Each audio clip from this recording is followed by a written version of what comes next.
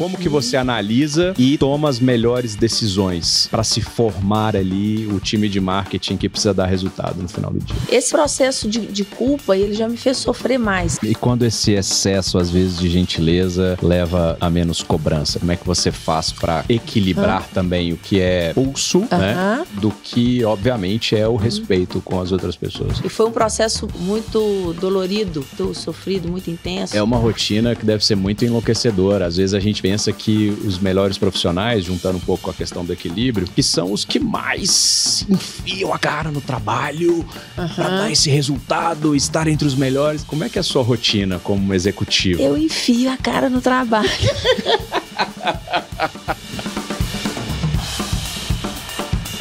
Olá, meus amigos, minhas amigas, bem-vindos a mais um NPcast. Aqui a gente fala de marketing, negócios, vida, que é o que a gente como executivo precisa ter também. E hoje eu tenho a honra de trazer aqui a Alexia Duflis, CMO da MRV. Seja muito bem-vinda, muito obrigado pela sua presença. Obrigada, Rafael. Uma alegria, um prazer estar aqui. Acompanho o trabalho de vocês e estou super alegre com a possibilidade de a gente fazer essa conversa aqui. Muito bom. Eu já queria chegar falando de cara aí de credibilidade e de topo, né? Você foi eleita aí uma das 10 melhores CMOs do Brasil.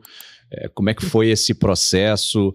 Você já sente que já chegou no topo? Tem um caminho ainda para percorrer? Fala aí pra gente. Boa reflexão, né, para começar a conversa.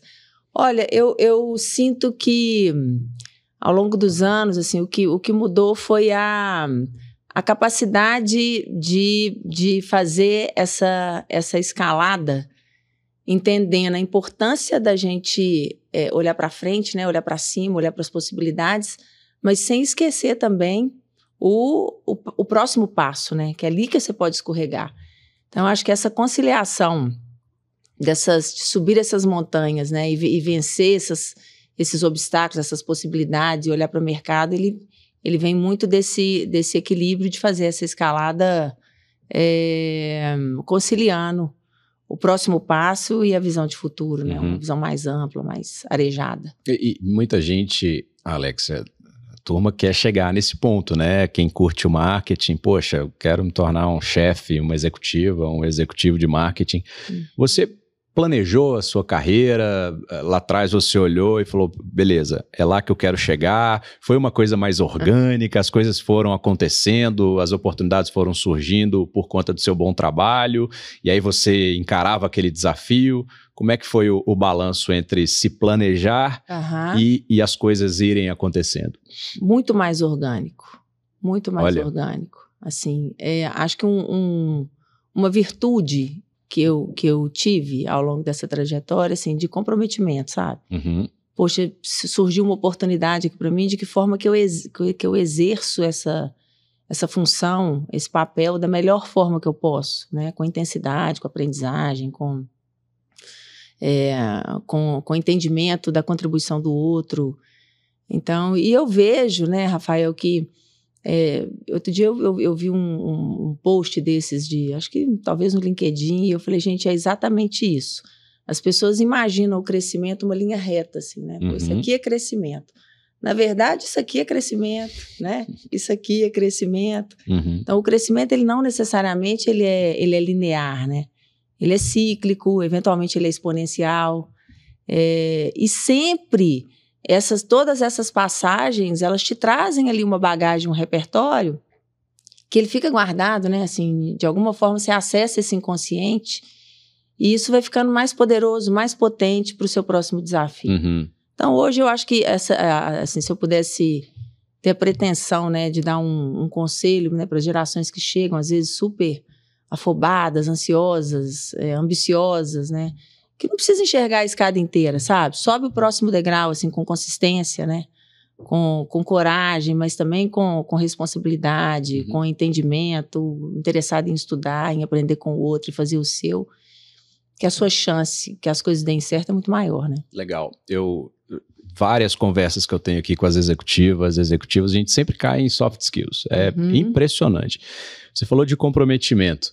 Essa semana eu levei minha tia, ela é de idade, tem, enfim, algumas questões particulares. E aí eu levei um fast food, que ela adora e tal. Já tinha muito tempo que ela não ia. E aí cheguei nessa loja, assim, foi um desastre total. Fiquei umas 2h30 lá, 40 minutos para receber um sanduíche, uma experiência com... Enfim, eu não vou entrar em muitos detalhes, porque eu gosto de falar quando é coisa ruim, a gente fala do acontecimento, quando é coisa boa, a gente cita a marca, cita a pessoa, porque aí fica o aprendizado. Sim. Enfim, tinha muito lixo.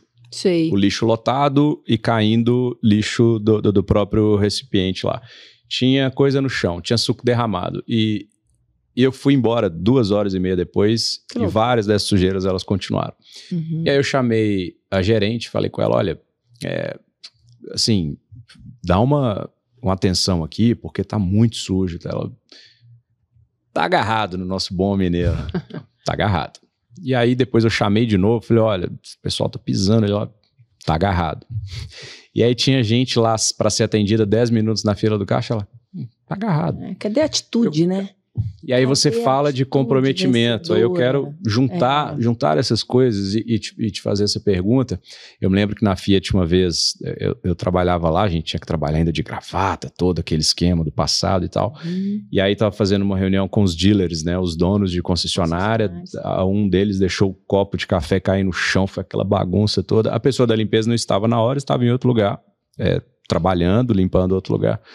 Cara, saí correndo, peguei o pano, sentei lá. No que eu sentei, fui limpar o negócio. A mulher chegou desesperada, assim, pelo amor de Deus, levanta daí, porque se eles verem que você tá fazendo isso, eles vão me demitir, que tal. Falei, qual que é a lógica de demitir? Eu sei que você tava em outro lugar trabalhando. Mas assim, eu não vou deixar os caras aqui, aí eles levantam, pisam aqui, aquela péssima impressão. Então, o que eu enxerguei na loja lá foi muito assim, cara, a minha atribuição é essa. Eu estou aqui no caixa, eu estou aqui para fazer isso. Cara, todo mundo dos funcionários passava pela batata no chão. E não era uma batata, eram várias. E ninguém fez nada. E aí você fala de comprometimento. Onde que você aprendeu isso? Você já começou já mega comprometida nos primeiros empregos? Ou foi aprendendo isso com o tempo? Como é que foi? Eu acho que tem uma... Eu fiz esporte, né? Eu cresci no meio do esporte. E eu acho que o esporte, ele de fato, ele te forma de um jeito diferente, porque na medida em que você não coloca o seu melhor, você está comprometendo o resultado de uma equipe inteira. Óbvio que isso vem para uma camada de consciência na medida em que a gente amadurece, mas na fase de adolescência, você sente, né? E o sentir é muito forte. Então, eu acho que, de alguma maneira, isso vai forjando um pouco a sua personalidade e a sua percepção sobre a sua pequena contribuição naquele todo, né? Sim. Então, eu às vezes, quando eu reflito sobre isso, eu falo, eu tenho, de fato, um instinto natural de não achar que é normal a batatinha caída no chão, né? E eu brinco muito, assim, com o meu time, eu falo, olha, na medida em que você, sei lá, né, se você é o porteiro, você é o presidente da portaria, sabe? Então, você é o presidente da portaria, então como é que está a entrada, como é que está o vidro, como é que você consegue ampliar o seu olhar para você não falar assim, não, minha função aqui é só fazer a foto para a pessoa subir, cadastrar digital, e depois passou da roleta, não tem mais nada a ver comigo, né? E estimular, sabe, essa visão um pouco mais sistêmica, um pouco mais ampla sobre aquilo que pode ser feito. Mas, assim, na minha história, eu acredito que o esporte me ajudou muito a sentir, né? E o lugar do sentir, ele é maravilhoso. Legal. A importância da entrega individual para um resultado coletivo. E aí, você jogou vôlei, né? Joguei. E aí, competitividade também na veia, né? Não quer perder nunca. Ao mesmo tempo, aprender. Entender que que mais? Perde. O que saiu dali desse tempo que você jogou vôlei de aprendizado? Engraçado que eu tô tendo alegria agora de ter voltado pro esporte no beach tênis, né? Que eu falo que eu brinco o seguinte, que o beach tênis começou com uma terapia, agora eu preciso de terapia pro beach tênis. Porque você perde, você fala assim, não é possível que eu perdi esse jogo, né? Mas porque a competitividade, ela, de fato, ela tá ali, ela existe e tal. Mas olha, voltando lá para a imagem, né, de você no topo, né? Você acha que você chegou no topo? Uma coisa que o esporte traz, né? é que o resultado ele é coletivo. Uhum. Mesmo quando o esporte individual, sei lá, você pega um tenista, a gente teve uma final de Roland Garros agora. Uhum. Aquele cara, para ganhar aquilo ali, tem um fisioterapeuta, tem os pais dele, que certamente participaram, né? Tem o nutrólogo, tem o preparador físico, tem o coach ali do treino diário, tem toda uma equipe que sustenta aquele jogador tá ali na sua melhor performance, né? Então, eu tenho muita, muita clareza de que essa visão de você no topo, ela é errada, assim, é um engano, né? Na verdade, tem um monte de gente suportando esse lugar onde, eventualmente, alguém leva essa luz sobre o trabalho que está sendo feito. Vejo que na formação de um time, as competências diferentes, elas é que formam esse time interessante, esse time potente, né? A gente fala muito da diversidade. E vejo que eu encontrei ao longo da minha carreira algumas pessoas que sofreram traumas de carreira, porque assim, poxa, imagina se você, voltando para o esporte, né, vou botar o Ronaldinho no gol. Ele vai achar que ele é um desastre, né? O Ronaldinho não é pro gol. E os líderes ainda fazem isso, né? Eles ainda, às vezes, correm esse risco de errar e botar o Ronaldinho no gol e o cara achar que não é para ele aquilo que tá. Então, eu acho que esse olhar sobre a diversidade, os múltiplos talentos para você chegar no resultado, de fato, o processo da disciplina, do comprometimento, do esforço. O esforço, ele precisa ser feito, né? Assim, que essa zona de conforto, ela vai te levar para uma emboscada em algum momento, né? Então, assim, você pode estar até se dando muito bem agora, mas se isso te leva para uma zona de conforto, daqui a pouco tem uma derrota ali, porque o mundo está mudando, as coisas estão...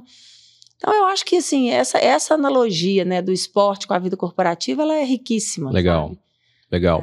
Você está falando de desconforto e tem um aspecto também de quando você sai da sua zona de conforto, você tem que, às vezes, aprender uma coisa nova, né? Você tem que largar o que você já sabe, você tem que desaprender. Né? O que você teve aí como desapego na sua trajetória de carreira e que acabou te ajudando muito para o seu futuro?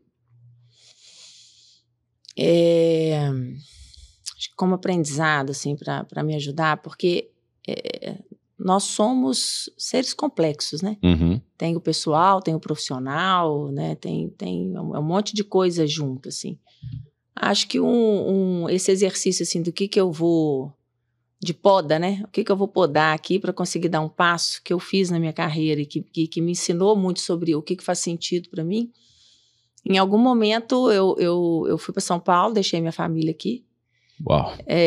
Então, meus filhos estavam pequenos e meu marido ficou em Belo Horizonte com eles e eu ficava nessa loucura de ponte aérea toda semana e tal. Isso, obviamente, isso foi possível durante um tempo, depois eu tive que fazer uma escolha, né, para sustentar. Então, sim. E foi um processo muito, muito dolorido, sabe? Muito sofrido, muito intenso.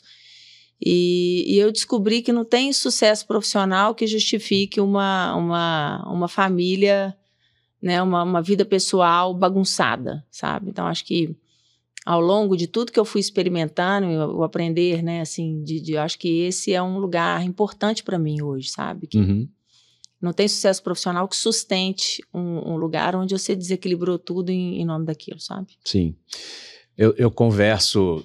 Dificilmente eu gravo aqui em BH, né? A gente está aqui em Belo Horizonte porque, enfim, boa parte dos CMOs está lá em São Paulo. É verdade. E quando não está, é incrível, né? Esse negócio dessa ponte. Eu gravei aqui, até mesmo nessa sala, com o Arthur Grimbal, que é o sócio do Grupo Boticário. E tentando gravar em São Paulo com ele já há bastante tempo. E ele é de Curitiba, ele ainda mora em Curitiba. Ele estava indo para São Paulo, parece que teve algum problema no voo e tal. Eu falei, como pode você morar ainda em Curitiba? E o Miguel, o fundador, ainda mora em Curitiba também. Gravei também com o Antônio Augusto, que era CMO da Localiza, hoje está na Unilever. Gravei aqui, às vezes a gente pensa em gravar, a gente vai gravar em São Paulo. É uma loucura essa ponte, a Patrícia também, né? Hoje CMO da Gol, tá? Vem aqui ver família, vai para São Paulo, volta. E assim, uma coisa que eu vejo, Alexa, quando a gente opta 100%, assim, praticamente pela carreira, né?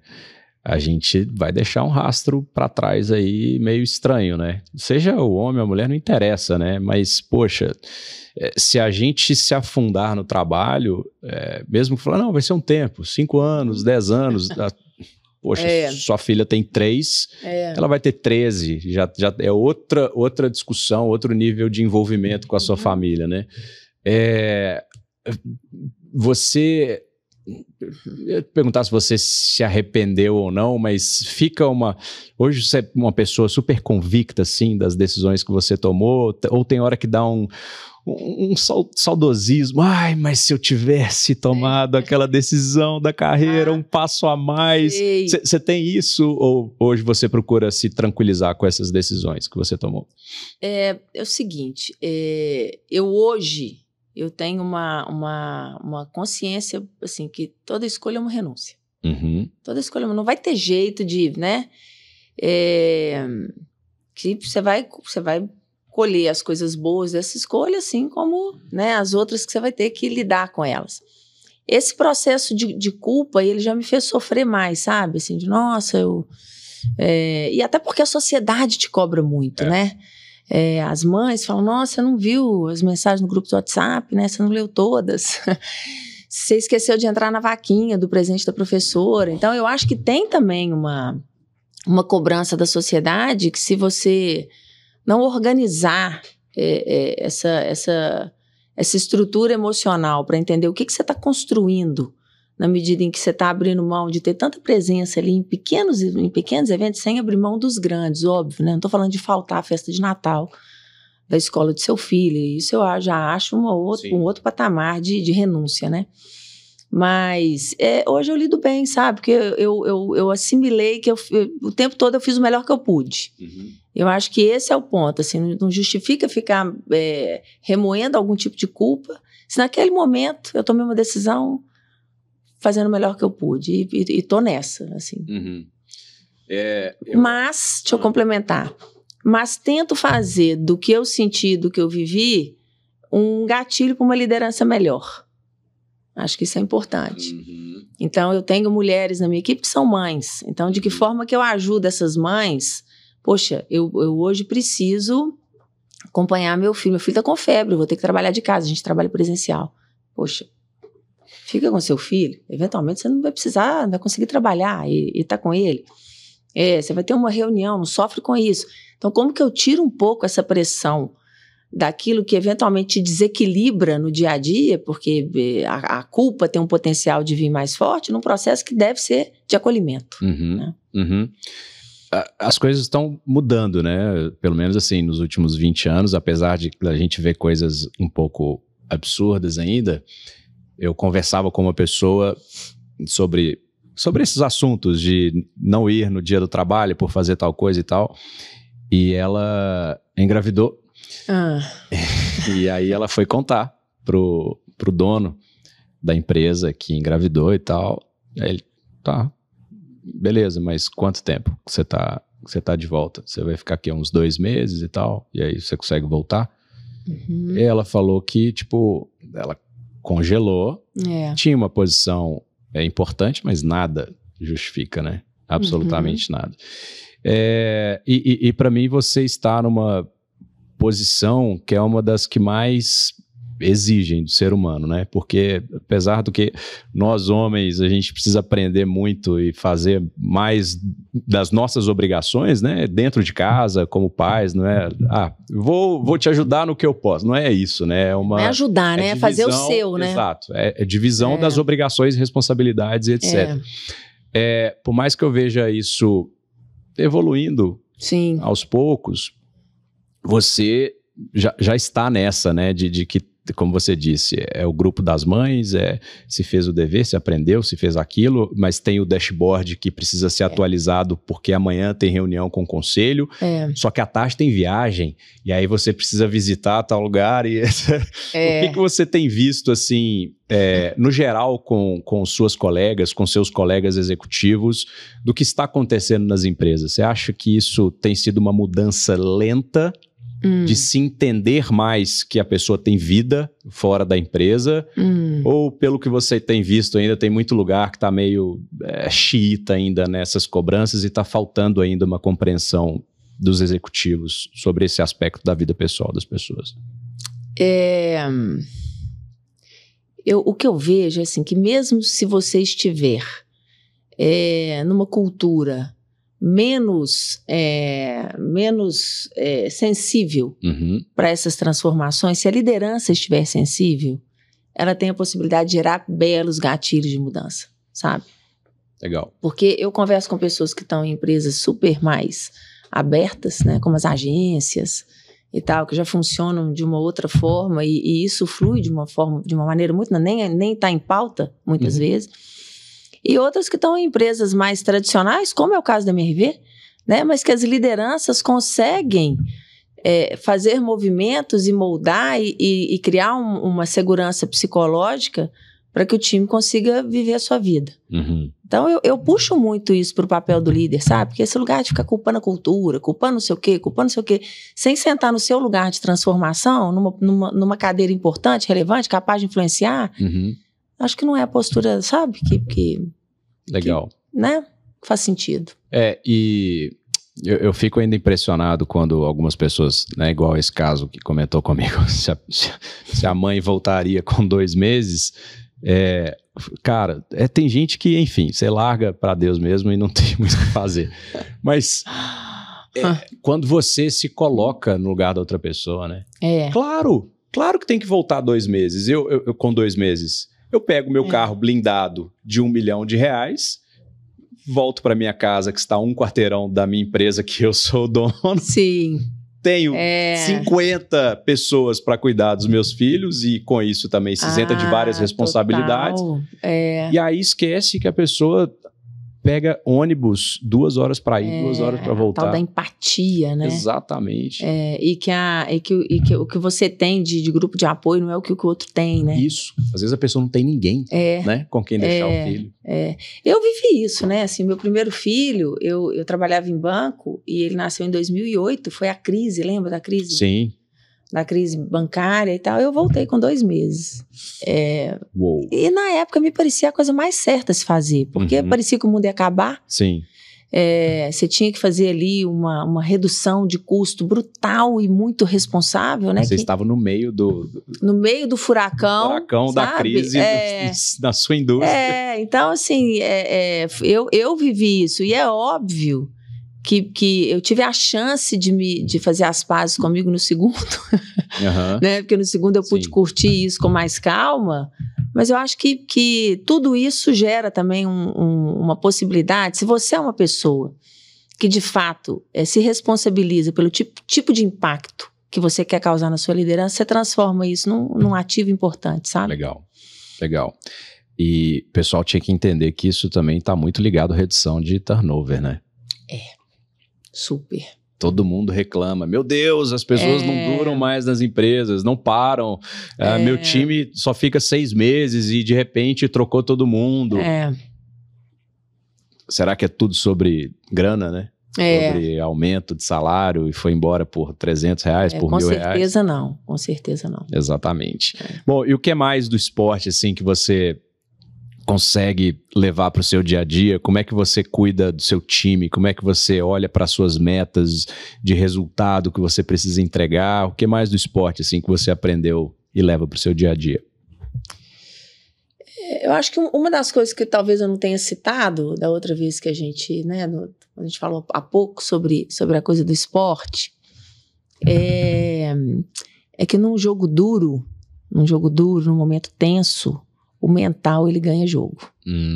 Acho que isso é uma coisa, sabe? Aquela coisa, como é que eu respiro aqui, né? E sou capaz de me organizar emocionalmente para manter essa equipe drivada para um próximo passo sem enlouquecer, só porque a gente está em constante pressão, né? Sim. Está sob pressão o tempo todo, né? A pressão do resultado, a pressão da sociedade, a pressão, né? Então, talvez uma outra coisa que eu acho que é importante a gente falar é sobre essa essa estabilidade emocional. Porque se você passa esse termômetro pro time, o time confia em você, né? Uhum. Fala, poxa, tá sob controle. Uhum. Né? Assim, a gente tem que correr, a gente tem que olhar, a gente tem que se mover e tal. Mas vamos fazer isso respeitando um ao outro, né? Vamos fazer isso. Eu acho que isso é um ponto que a gente leva lá para a questão da soft skill, né? Uhum. E a cultura, tudo bem que a empresa tem um tipo de cultura, mas como você estava dizendo também da influência da liderança, né? Se você é a primeira pessoa a se desesperar, né? É mesmo, gente, eu não sei o que eu faço agora. Todo mundo vai no mesmo embalo, né? E assim, eu acredito muito na força da gentileza, sabe? Assim, de você conseguir exercer uma liderança gentil, respeitosa, como um gatilho para resultados incríveis, né? Onde as pessoas elas estão ali à vontade para te trazer o ponto de vista delas, né? Que é a vista sobre um ponto. Você fala, poxa, eu vou montar uma equipe diversa, porque eu entendo que todo mundo tem viés, inclusive eu tenho os meus vieses, e aí uma equipe diversa vai me ajudar a olhar situações com uma potência maior, mas eu restringo a capacidade dessas pessoas de falar da maneira que eu me comporto, né? Você desequilibra toda a lógica da beleza que você construiu ao formar um time diverso, né? E quando esse excesso, às vezes, de gentileza leva a menos cobrança, como é que você faz para equilibrar também o que é pulso, né, do que, obviamente, é o respeito com as outras pessoas? Mas eu acho que são conceitos distintos, sabe? Eu acho que você pode fazer uma cobrança dura de uma maneira gentil. Fala mais, me traz Pode ser de outra empresa, não precisa ser agora. Deixa um exemplo. Deixa eu tentar te trazer alguma coisa bem real, assim. Tá. Eu vivi uma situação com uma das nossas lideranças que no momento em que a gente estava com uma agenda lotada, ela não estava conseguindo se fazer presente porque estava cheia das questões que são pessoais no momento da vida dela, que estava demandando isso, mas estava sobrecarregando o time, né? Sim. Estava sobrecarregando o time e o time manifestando essa dor. Mas, poxa, eu estou tendo que salvar uma, salvar duas, salvar três. Então, eu organizei essa forma de chamar e falei, olha, é compreensível que você tenha um mundo de coisas para resolver lá, assim como eu tenho também, assim como a outra tem, a outra tem, a outra tem. Mas essa sobrecarga no outro, porque você não está conseguindo organizar a sua agenda, ela tem um limite. Como é que você está pensando sobre isso? Uau. Sabe? Super direto ao ponto, sincera. Mas, gente... Zero desrespeito. Zero, sabe? Então, eu não acho que são agendas opostas. Olha só. Né? Legal. Muito bom. Falando, enfim, quando você é eleita entre as 10 melhores aí e tem muita gente concorrendo nesse barco, eu fico pensando que é uma rotina que deve ser muito enlouquecedora. Às vezes a gente pensa que os melhores profissionais, juntando um pouco com a questão do equilíbrio, que são os que mais enfiam a cara no trabalho para dar esse resultado, estar entre os melhores. Como é que é a sua rotina como executivo? Eu enfio a cara no trabalho. Gente, verdade. Assim, acho que não existe isso de uma pegada muito soft para gerar resultados diferenciados e importantes. Muito bom. E como que você faz para não se distrair no seu caminho, na sua rotina, no seu dia a dia de trabalho, para que você consiga, beleza, enfeia a cara no trabalho. O que mais? O que isso quer dizer? Como que você lida com o que você precisa resolver, com as coisas que aparecem ali, às vezes no meio do caminho? É muita coisa que você tem que fazer. Se você ficasse 24 horas na MRV, você teria serviço para isso. Sim. Como é que você trabalha com isso? Acho que o primeiro tendo uma clareza do entregável de cada uma das verticais, né? Então, eu tenho um time de branding, eu tenho um time de publishing, eu tenho um time de performance, eu tenho um time de martech, eu tenho um time de canal digital, eu tenho os times. E os times, eles entendem eles sabem bem o que eles precisam entregar e a interdependência entre eles. Então, são células absolutamente interdependentes. Então, eu acho que esse processo de clareza do entregável, com uma governança onde um bebe, né, do aprendizado do outro, para gerar um insight verdadeiro, para potencializar a campanha e tal, ele é fundamental. Então, acho que o primeiro é tendo isso organizado. Acho que a base de como as coisas devem funcionar, ela precisa estar bem orquestrada, bem organizada e com as pessoas certas no lugar certo. Né? E os eventos que acontecem, a gente vai priorizando, né, Rafael? Assim, qual que é o impacto disso? Assim, poxa, isso aqui, se eu não parar para olhar isso agora, isso tem um potencial vamos parar, vamos olhar para isso agora. Isso realmente tem uma situação aqui que precisa ser resolvida, mas não sou eu que tenho que resolver, é dela. Então, vai e vença. Se você precisar de alguma coisa, levanta a mão, mas eu não vou entrar na sua agenda toda vez que tiver uma situação difícil, porque ela é sua e isso te ajuda a desenvolver, a crescer. Boa. Então, eu acho que é mais ou menos por aí. Você falou de verticais. Eu vejo que em algumas empresas, né, como você disse aí, você tem a vertical do branding, você tem a vertical de performance. Tem empresas que trabalham dentro da linha do marketing com uma vertical mais pelo produto ou por uma categoria. E esse é um desafio grande. Eu acredito que também não tem uma regra que diga qual é o melhor caminho. Mas para quem hoje é gerente de marketing, para quem quer almejar essa cadeira, né, de um executivo com mais ainda responsabilidades, quando você chega em uma empresa, o que você precisa fazer? Qual o tipo de alinhamento com o modelo de negócio, com o objetivo que a empresa tem, para se definir qual é o melhor caminho para se estruturar o olhar do marketing para aquele negócio? Às vezes você vai chegar e vai falar assim, nossa, essas verticais não tem nada a ver, tá tudo errado, não pode ser assim, tem que mudar. Como que você analisa e toma as melhores decisões para se formar ali o time de marketing que precisa dar resultado no final do dia? Eu vou escolher partir da promessa de marca, né? Eu falo assim, por que marca importa? Por que marca importa? Marca importa porque marca é uma promessa. E toda promessa tem que ser cumprida. Por isso que marca importa. Né? Então, a partir disso, aí eu acho que é importante a gente olhar assim para a questão de produto, porque a entrega, né, para a marca, ela faz e fala, né? A entrega é o produto. Então, no nosso caso, por exemplo, uma empresa de atuação no Brasil inteiro, se eu quero ser uma empresa que tem um pensamento nacional, né? Tem um entendimento nacional, tem política, tem crédito, tem tal, tudo envolvido de uma marca grande, né? Com uma presença grande como a nossa, sem me distanciar do que importa localmente, eu preciso ter essa escuta e esse entendimento do que faz sentido local. Vou tentar ser mais objetiva no nosso produto. Se eu for construir um apartamento no sul, eu vou precisar de churrasqueira na varanda. O gaúcho, ele quer a churrasqueira na varanda.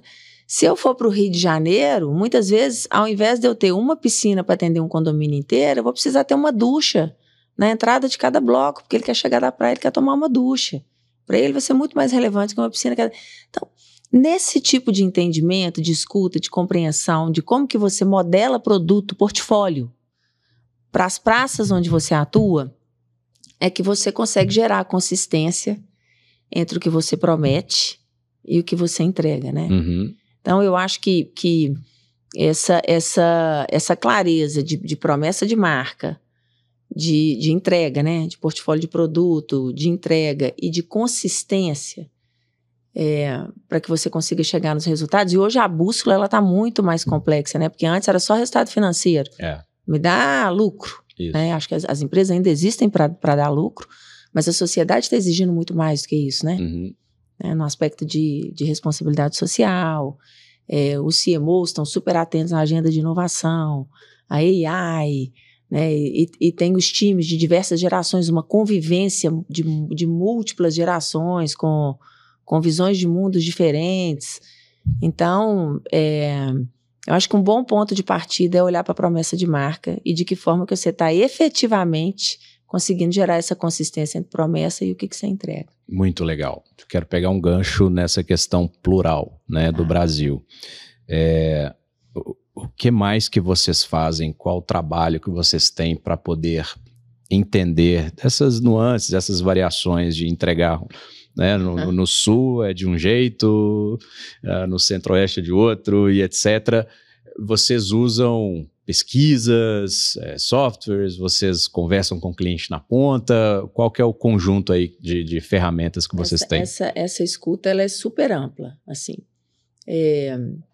Os dados nos ajudam muito a entender. Então, se eu faço um lançamento de 2 produtos numa mesma cidade, e eu tenho um desses produtos que tem uma velocidade de vendas muito superior ao que um outro, o que esse produto tem que esse aqui não tem, que ele ajudou, né?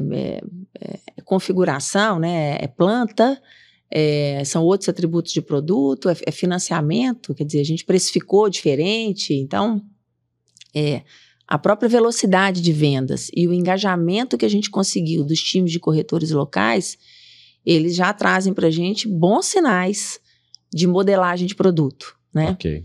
Os dados de site também, eles trazem bons insights sobre isso. O que as pessoas estão buscando quando elas buscam um apartamento em Belo Horizonte? O que está tendo mais clique? Né? Assim, as pessoas estão... Onde que elas buscam primeiro? Com varanda, sem varanda? Né? Com piscina, sem piscina?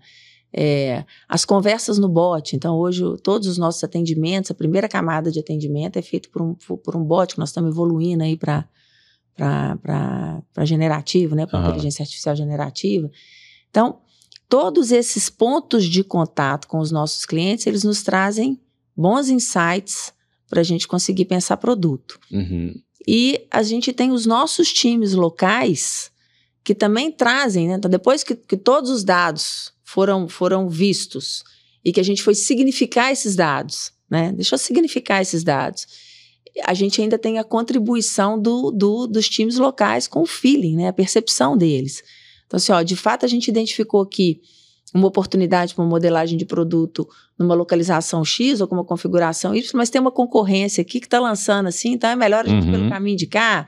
E eu sinto que as pessoas aqui, elas estão buscando...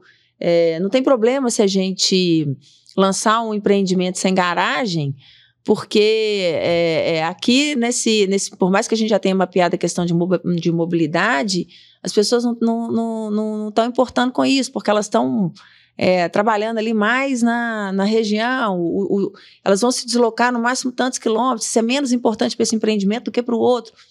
Então, por mais que a gente tenha um método construtivo de forma, né, a gente constrói por forma, que dá uma velocidade grande, a customização e o entendimento do que faz sentido no olhar local, por meio de dados, de mapeamento de jornada do cliente, e também com a compreensão e a expertise local dos nossos times regionais, ela ajuda a configurar produto.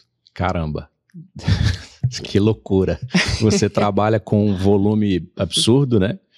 De vendas, de unidades e tem o pacing aí de cada coisa, precisa entregar o resultado, construiu, tem que vender, ao mesmo tempo você tem que ter então uma visão muito local e muito qualitativa. Então, né? Já aconteceu, você deu o exemplo de 2 prédios que vão ser construídos na mesma cidade e um eventualmente pode ser vendido mais rápido que o outro. Então, já peguei ali, talvez, um lance da garagem que você teve que avaliar, não avaliou. Tem alguns outros exemplos, assim, às vezes sei lá, pode ser no mesmo bairro, né? E aí um vende mais e o outro vende menos. O que mais que pode acontecer, assim, de caramba, a gente já detectou no passado que esses... Tem questões super interessantes do ponto de vista de conversão, olhando para a jornada do cliente. Porque como que funciona, né? O cliente, quando ele... e é o maior sonho do brasileiro, né? A conquista da casa própria, ainda 93% dos brasileiros respondem que qual é o seu maior sonho? A conquista da casa própria. Então, essa jornada, ela começa com uma pesquisa, né? Ela começa no digital, e aí a pessoa vai lá, vai fazer uma busca, vai ver se tem alguma coisa para ela, e ela, naquele momento, é emoção falando alto, né? Uhum. Poxa, eu tenho um sonho, emoção, será que dá?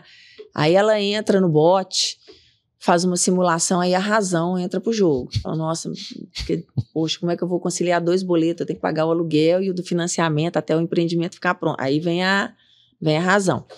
Aí ela vai à loja e visita um decorado.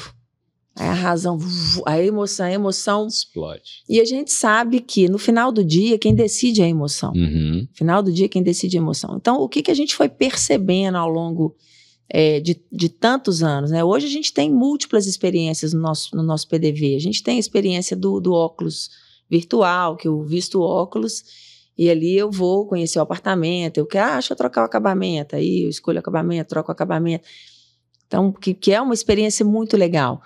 Mas a gente sabe da importância do corretor como a figura humana. Então, nesse mundo super digital, no nosso super CRM, né, com todos os nossos modelos de propensão e qualificação e distribuição automática e não sei o quê, o fator humano ali na hora da verdade, ele é decisivo, né, de saber pegar na mão, porque quando você tem na percepção do cliente, no nosso mercado ali, né, localização e preço, na percepção do cliente, tá? Vou isolar um pouco o produto. Você tem ali localização e preço e produto, ele acha que as coisas estão similares, o que muda o jogo? Onde você ganha? No vínculo. É o vínculo que faz mudar. Então, eu acho que a gente trabalha muito para gerar esse vínculo, né, de lembrança de marca, de conexão emocional, de marca responsável, que realiza o sonho, que está com você, mas o corretor, ele é o vínculo humano que faz a coisa. Então, a figura do corretor, na nossa jornada, ela é crucial. E o decorado também entrega muito. Então, eu posso entregar a experiência virtual, que ela fala, nossa, que empresa moderna, inovadora. Se essa empresa é capaz de fazer uma experiência dessa, é claro que ela vai conseguir construir né? Tem todo esse processo na cabeça do consumidor que funciona.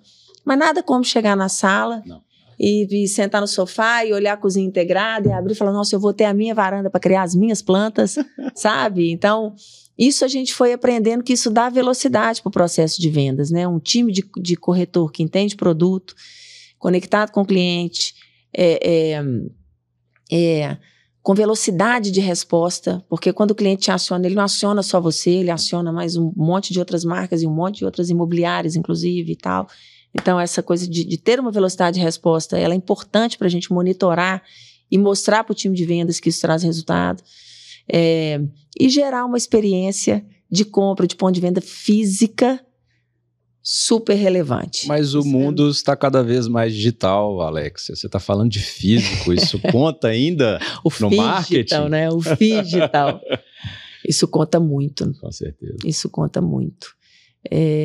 Eu vejo, por exemplo, onde a gente consegue mais gerar insight para o time de marketing trabalhar. Nós temos um rito na companhia que se chama entrega de chaves, que é o dia que a gente vai. E por mais que a gente tenha mapeado, né, quais são os gatilhos? É a pessoa que vai se casar, é o outro que quer sair do aluguel, é a pessoa que foi transferida de trabalho e mudou de cidade. Então, a gente já conhece um pouco o que faz as pessoas se movimentarem. Mas quando você vai para a entrega de chaves, né, entrega dos sonhos, e você vê aquela mãe solteira, sabe? Que legal.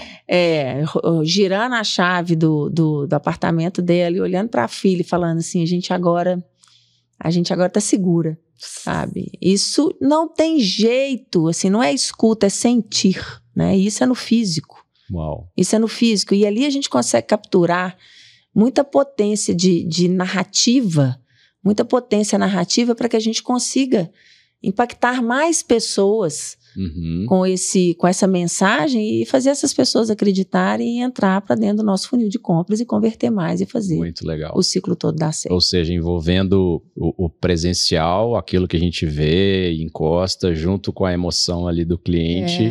E isso vai virando uma venda, você vai trazendo aí outros corretores que não são corretores, né? Porque a pessoa imagina o caso dessa mãe com a filha, com todo o histórico de vida difícil, falar, filha, ela consegui entregar isso aqui para minha filha.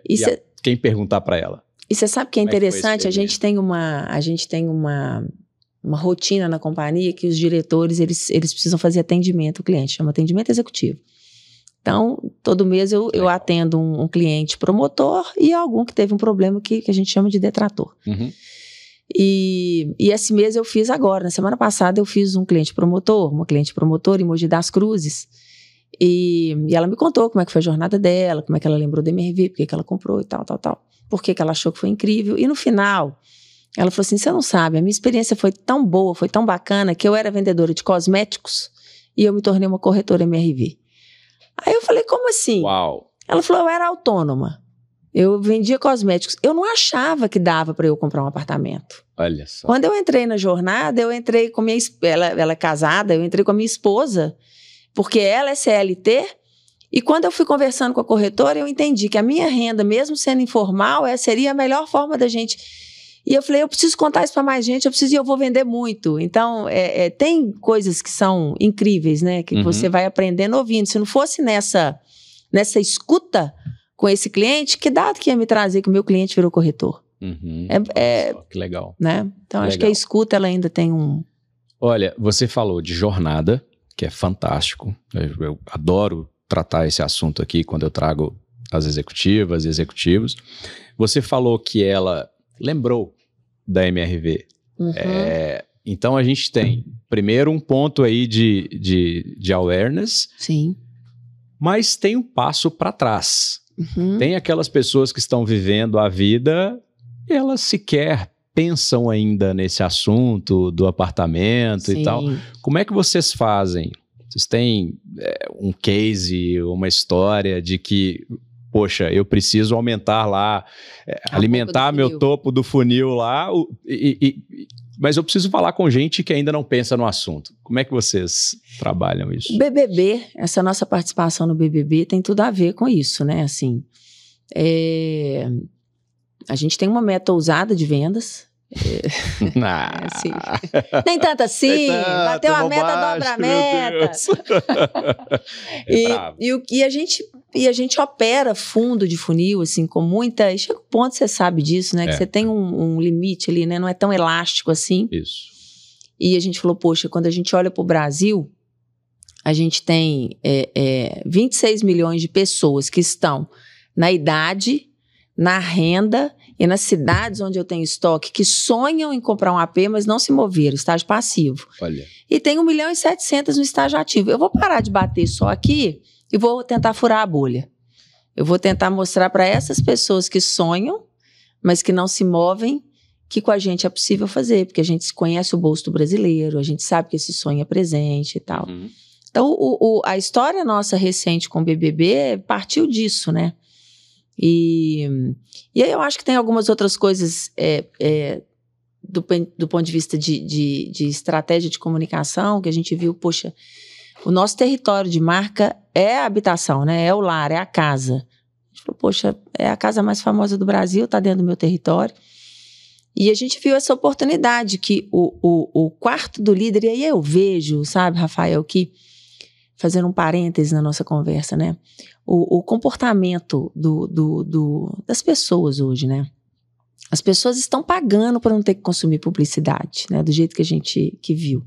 Você assina o Spotify para você não ter que ouvir ninguém te interromper. As pessoas não querem ser interrompidas. Exatamente. E isso se tornou um desafio narrativo para as marcas imenso. Uhum. Como que elas participam da cultura para que elas se façam presentes sem interromper. Uhum. Né? Então, é muito isso, assim, de como que eu vou participar da cultura para conseguir furar essa bolha e falar com mais gente.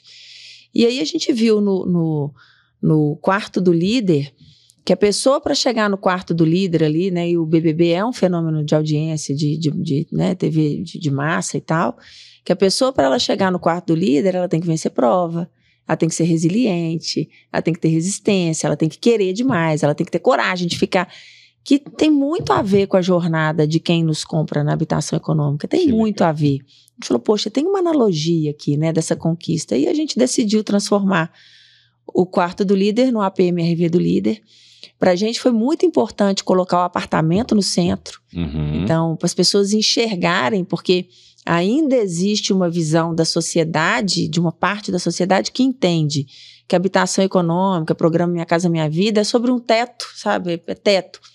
E os apartamentos são muito legais, né? Apartamento com suíte, apartamento com varanda. Tem o portfólio de produtos, ele tem desde o produto mais simples até um produto mais completo. E lá a gente teve a oportunidade de colocar esse apartamento dialogando ali, né, na história do programa. E fazer as pessoas se emocionarem com a conquista. E aí aquilo é verdadeiro. E na medida em que a gente, em cada programa, acho que o fato da gente ter ficado todas as sextas-feiras, né? Essa frequência faz muita diferença para você lembrar, para você gerar o recall. Mas também nos deu possibilidade de ser uma marca nacional com presença regional, porque as cartinhas, a gente variava a cartinha toda semana de uma região do Brasil com sotaque. Nossa. E as pessoas que estão no BBB é um programa nacional com gente do Brasil inteiro. Então, eu acho que ali a gente conseguiu fazer uma junção de várias coisas que são importantes, né? De participar de lugares que estão no nosso território de marca, trazendo uma jornada, que é a jornada que a gente tem empatia de como que rola a conquista do AP, fazendo as pessoas sentirem, né? Se emocionarem com a conquista do outro e tal. E no final lá o Tadeu fazendo o call to action dele com QR Code e falando, não fica só sonhando, vai, pega aí, vai e faz. Então eu acho que você no dashboard lá no celular. Meu Deus, e agora? Sigo nele. Nós somos grandes amigos.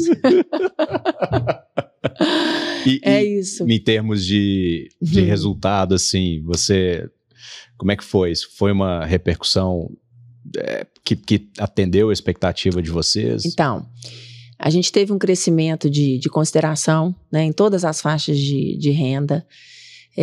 A gente teve o nosso funil, eu falo que a Mia trabalhou o dobro, a Mia é o bot.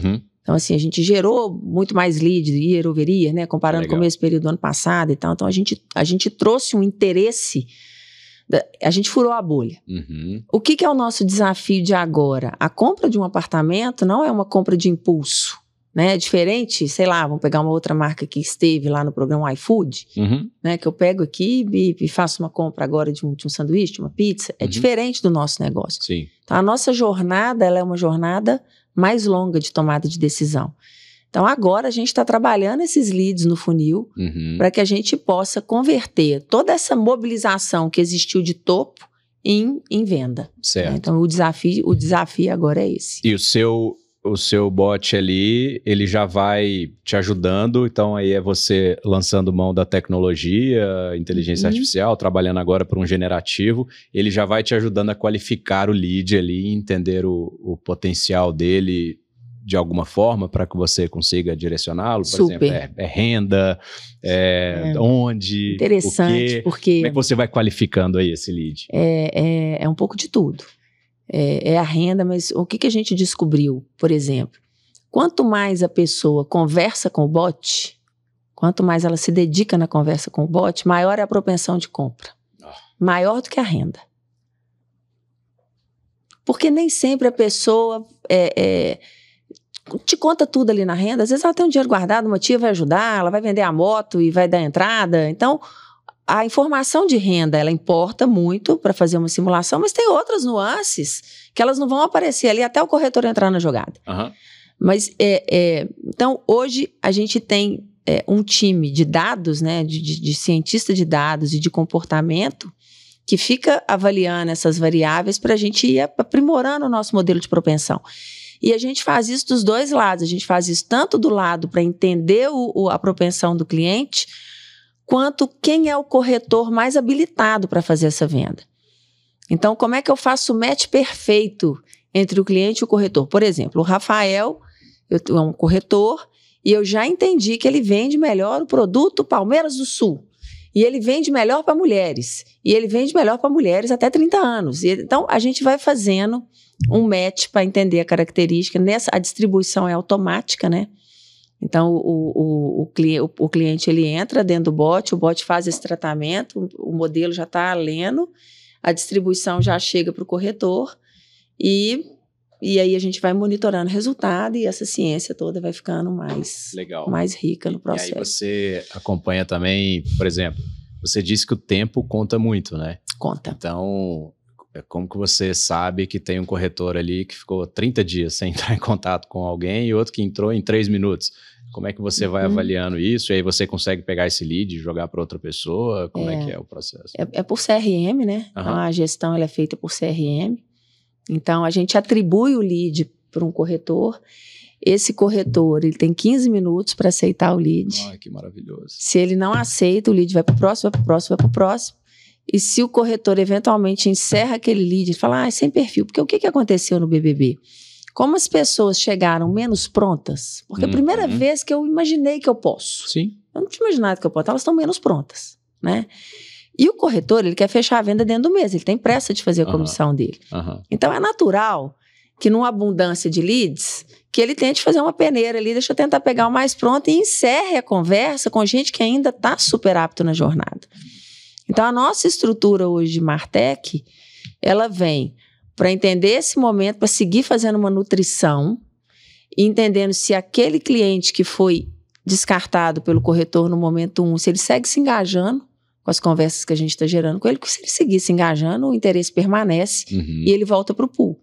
Ele volta para o pool e a gente precisa o tempo inteiro conversar com a nossa equipe de vendas para que eles entendam a mecânica, porque você virar o super cientista de Harvard, desenvolvendo, mas não contar para a ponta como que aquela lógica de propensão, o lead que foi para o pool, ele foi para o pool por quê? O jeito que eles precisam entender isso para que de lá eles façam a parte deles sem descartar quem está mais pronto para comprar ou outro que ainda precisa ser nutrido, enfim. E olha como entra também o que você disse do lado humano, nem tudo vai ser tecnologia. Eu sei que o corretor, o vendedor, ou o que quer que seja, né, óbvio, é a comissão ali do mês que para ele muitas vezes importa. Super. Mas quanto mais você constrói uma relação de longo prazo e qualitativa, né, com essa pessoa, se você fez um atendimento maravilhoso, exatamente. Daqui a 1 ano, daqui a 5 anos, se você vai alimentando essa pessoa, ela vai te procurar. Né? Com certeza. Não vai procurar outra pessoa. Com certeza. E vocês não fizeram só BBB, né? Não. Vocês entraram aí numa novela. Sim, antes do BBB teve a novela. Antes do BBB, exatamente. Como é que foi, de novo aí, por que vocês tiveram essa ideia, qual que era o objetivo, como é que foi esse processo? A novela... É bem legal isso. Assim, eu acho que a premissa é a mesma. Como que a gente participa sem interromper, né? Como que a gente se faz presente, participa da cultura,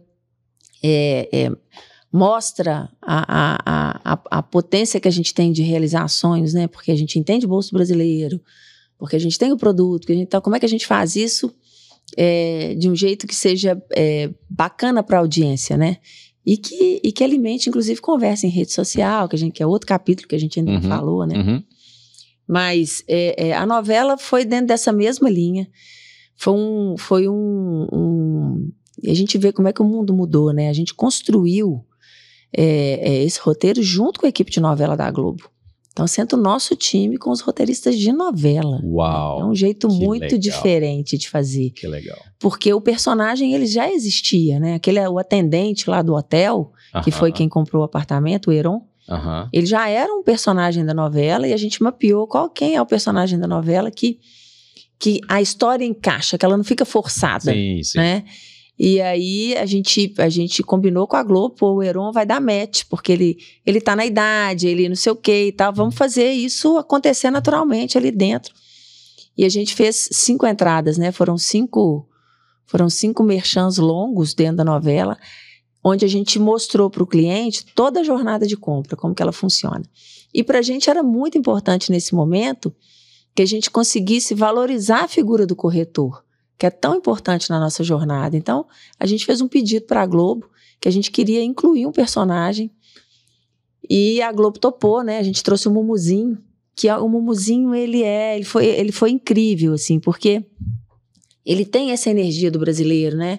Do brasileiro que tem coragem, né? Do brasileiro que luta, do brasileiro que tem alegria, do brasileiro que tem molejo, sabe? Que acredita e tal, e E coisa louca, né? Como é que os astros, né?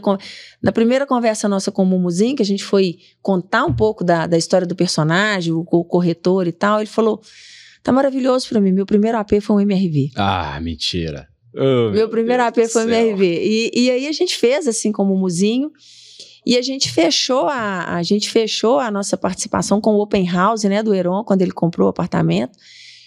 E a gente optou por fazer o fechamento integrando um pouco do mundo físico, da TV aberta com o digital. A gente buscou cenas reais que os nossos clientes mostram como que é a vida no MRV para a gente conseguir mostrar a força desse propósito.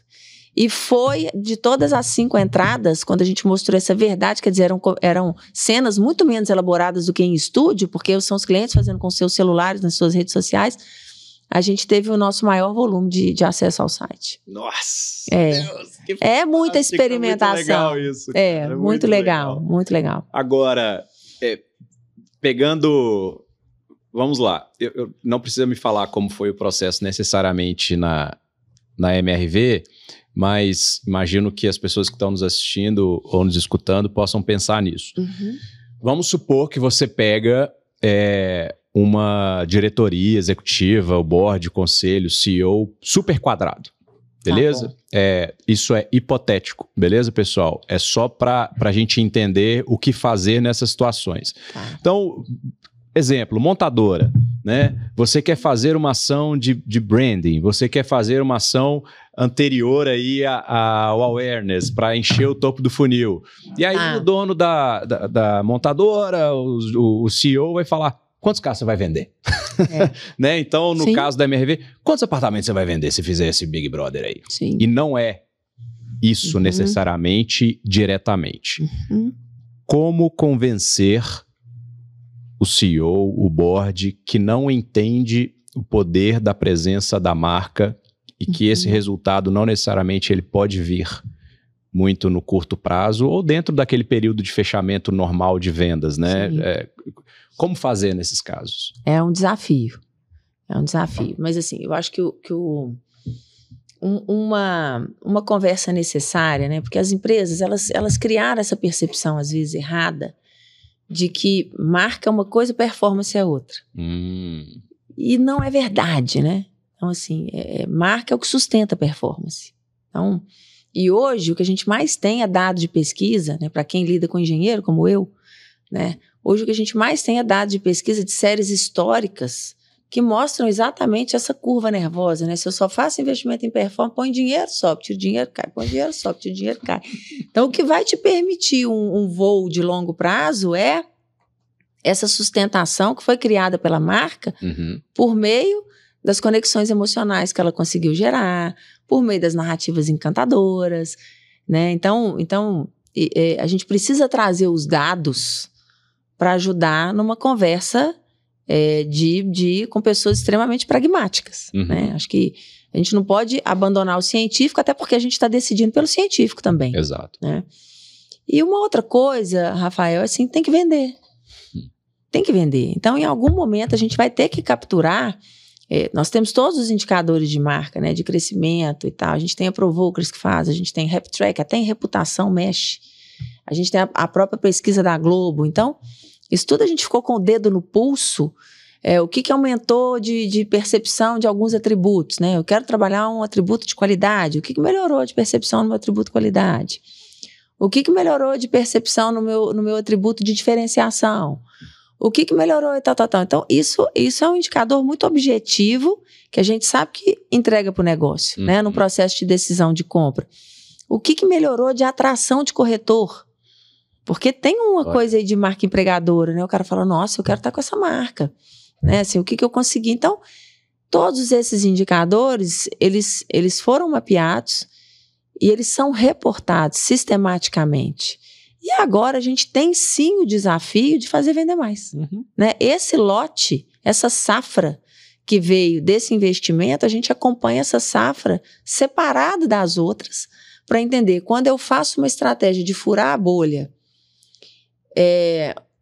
o tempo médio de decisão é menor, é maior?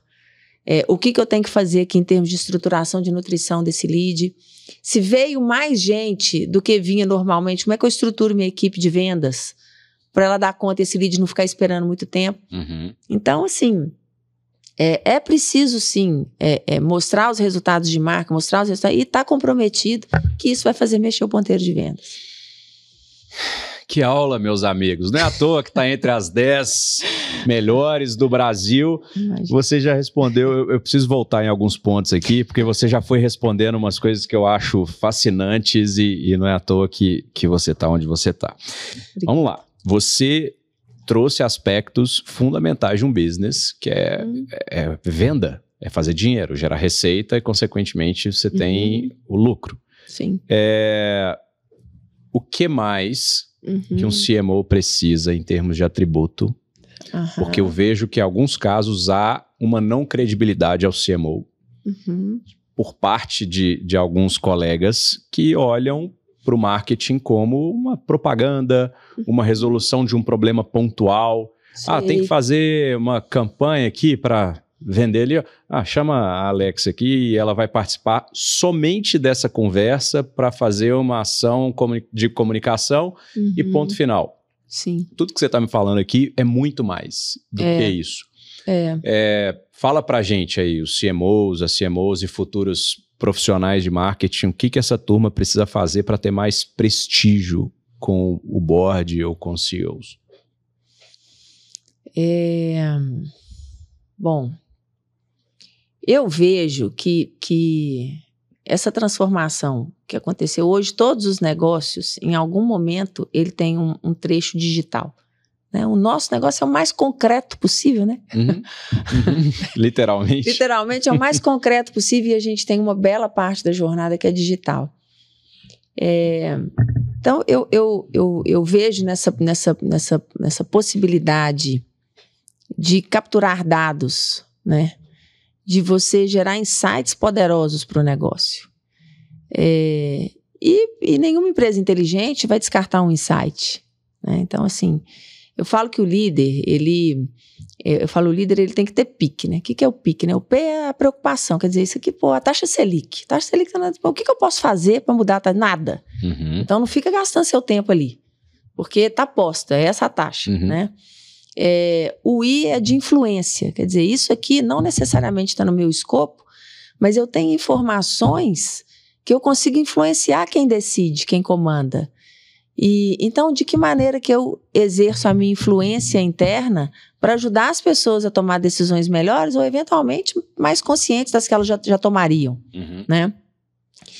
E o C do comando, quer dizer, isso aqui realmente está comigo, isso aqui eu preciso comandar essa frente. E eu vejo que grande parte das confusões assim, no papel do CMO ou do líder é quando ele quer influenciar onde ele tem que comandar e ele quer comandar onde ele tem que influenciar. Aí o cara fala, gente, qual é o seu lugar, entendeu? E aí você não... né? Você fala, não, isso aqui você precisa ter a segurança e os indicadores e o aprendizado e o compromisso de melhoria contínua diz que você assumiu como um teste ou uma verdade e tal. Bota a mão no pulso, vai... Vou atrapalhar o som aqui batendo na mesa. Mas é isso mesmo. Então, esse aqui é seu, né? E não se abster, sabe? Acho um pouco daquilo que a gente estava falando do presidente da portaria. Sim. Né? Não é porque, eventualmente, se a empresa não te deu esse lugar de autoridade, né? E não é autoridade autoritária, é autoridade construída a partir do lugar de quem tem alguma informação relevante para trazer. Sim. Então, se eventualmente isso não está no seu chapéu, mas você tem informação suficiente, inteligência suficiente, percepção, pesquisa, tendência e tal, para influenciar uma outra área, coloca na mesa. As relações, elas são construídas dessa forma, né? Muito legal. E eu vejo o marketing, Rafael, muito forte como um grande tecido conjuntivo, sabe? Assim, você tem ali, né? No nosso caso, a gente tem a área de DI que compra terreno, né? Desenvolvimento imobiliário. Aí eu tenho engenharia, né? 35 mil pessoas, canteiro de obra e tal, um monte de coisa acontecendo. E aí tem o corporativo, e aí tem a loja, aí tem. Como que o marketing, ele é essa camada que forma esse tecido conjuntivo, que faz essa história pertencer à mesma expressão e criar uma identidade, sabe? E aí, mesmo que as pessoas não tenham te dado formalmente, né, essa responsabilidade e tal, você tem chance sim, né, por meio de conhecimento, de dados, de trabalho de esforço e de inteligência, de melhorar a dinâmica desses silos, criando esse tecido conjuntivo, né? Construindo essa autoridade. Eu acho que eu iria por aí. Fantástico. E uma habilidade, de novo, a gente está no mundo digital de inteligência artificial, habilidade muito humana. Muito também, humana. Né? Muito de convencer humana, pessoas. Imagina, você vai falar com um engenheiro, imagina se o seu discurso... Sei lá, tô chutando aqui, tem uma chefia na MRV que a pessoa é engenheira, a outra é dessa área, a outra da outra. Imagina você usar o mesmo discurso para convencer todo mundo a aparecer no Big Brother, né? Vai chegar para o engenheiro, pensei em fazer um negócio no Big Brother. Cara, oi? Hã? Não, e o consenso, muitas vezes, ele não existe, né? Também? Então, eu acho que essa coisa também a gente precisa de coragem para fazer as coisas diferentes, né? Você precisa assumir risco. Sim. E eu não tô falando de um risco irresponsável, né? Então, assim, acho, por exemplo, a novela pra gente, antes do BBB, foi super importante, porque eu testei meus pontos de contato. Se vier um monte de gente ao mesmo tempo e acessar o QR Code, minha plataforma aguenta.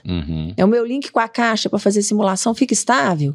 Então, o que eu preciso garantir aqui na fundação? Eu faço analogia com eles na engenharia, né?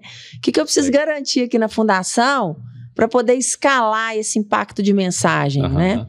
Então, eu acho que também, se a gente ficar buscando o mundo perfeito, todo mundo tem que concordar, todo mundo tem que dar a mão e olhar como que eu sou incrível, genial e tenho ideia. Não vai ser assim. Né? Em algum momento, se você tem a convicção de que alguma coisa nova deveria ser testada, você vai ter que se expor com coragem, assumir esse risco e fazer o melhor trabalho que você pode fazer, né? Legal, muito bom. E você está falando assim o tempo todo de dados. Sim. Né? Toda hora fala dessa palavra. Eu adoro isso. E no Rio to See você comentou que dado, ele é um farol. Ele não é o destino final. Né? O que você quis dizer com isso? Eu quis dizer que essa teia do entendimento humano, ela é uma teia de aproximação genuína e verdadeira do que faz sentido para a vida desse cliente.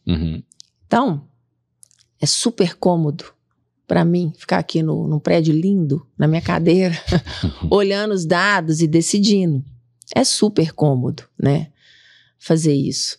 Mas, possivelmente... eu não vou ter ali o sentir. Eu brinco com minha turma e falo assim, olha, a inteligência artificial, ela tá capaz de muita coisa, né? Ela é capaz até de alucinar, mas de sentir ainda não. Isso. O sentir é nosso. Esse lugar do sentir é nosso. Então, eu acho que o dado, ele precisa ser muito considerado, porque ele vai te dar... ele vai te dar ali realmente uma luz... Ele vai te trazer, ele vai te propiciar a fazer boas perguntas, que na medida em que você vai aprofundar com contato próximo, né, com olho no olho, com calor humano, com a vida como ela isso vai ser muito mais verdade, sabe? É o que eu falo, assim, vou voltar para a entrega de chaves. No dado, seria uma mulher sozinha comprando um apartamento, uma mulher solteira, 25 anos, renda de R$4.000, comprando um apartamento. Aí eu vou segmentar esse target. Eu quero mulheres solteiras de 25 anos comprando apartamento. Quando eu vou lá na entrega de chaves, eu descubro que ela é uma mãe solteira. Que aquilo ali significa muito para ela. A filha dela tem um empreendimento, que vai ter um playground, que ela vai poder sair para trabalhar, e a menina vai ter o que fazer, o que tal... se sentindo em segurança. O dado não vai me trazer isso, sabe? Isso aí é na hora que eu vou lá e encho meu olho d'água, né? Com a força do propósito, e eu falo que marketing com propósito é muito potente, né? E vou sentir, vou conseguir gerar ali uma riqueza para construir territórios narrativos que reflitam essa verdade humana. Bacana.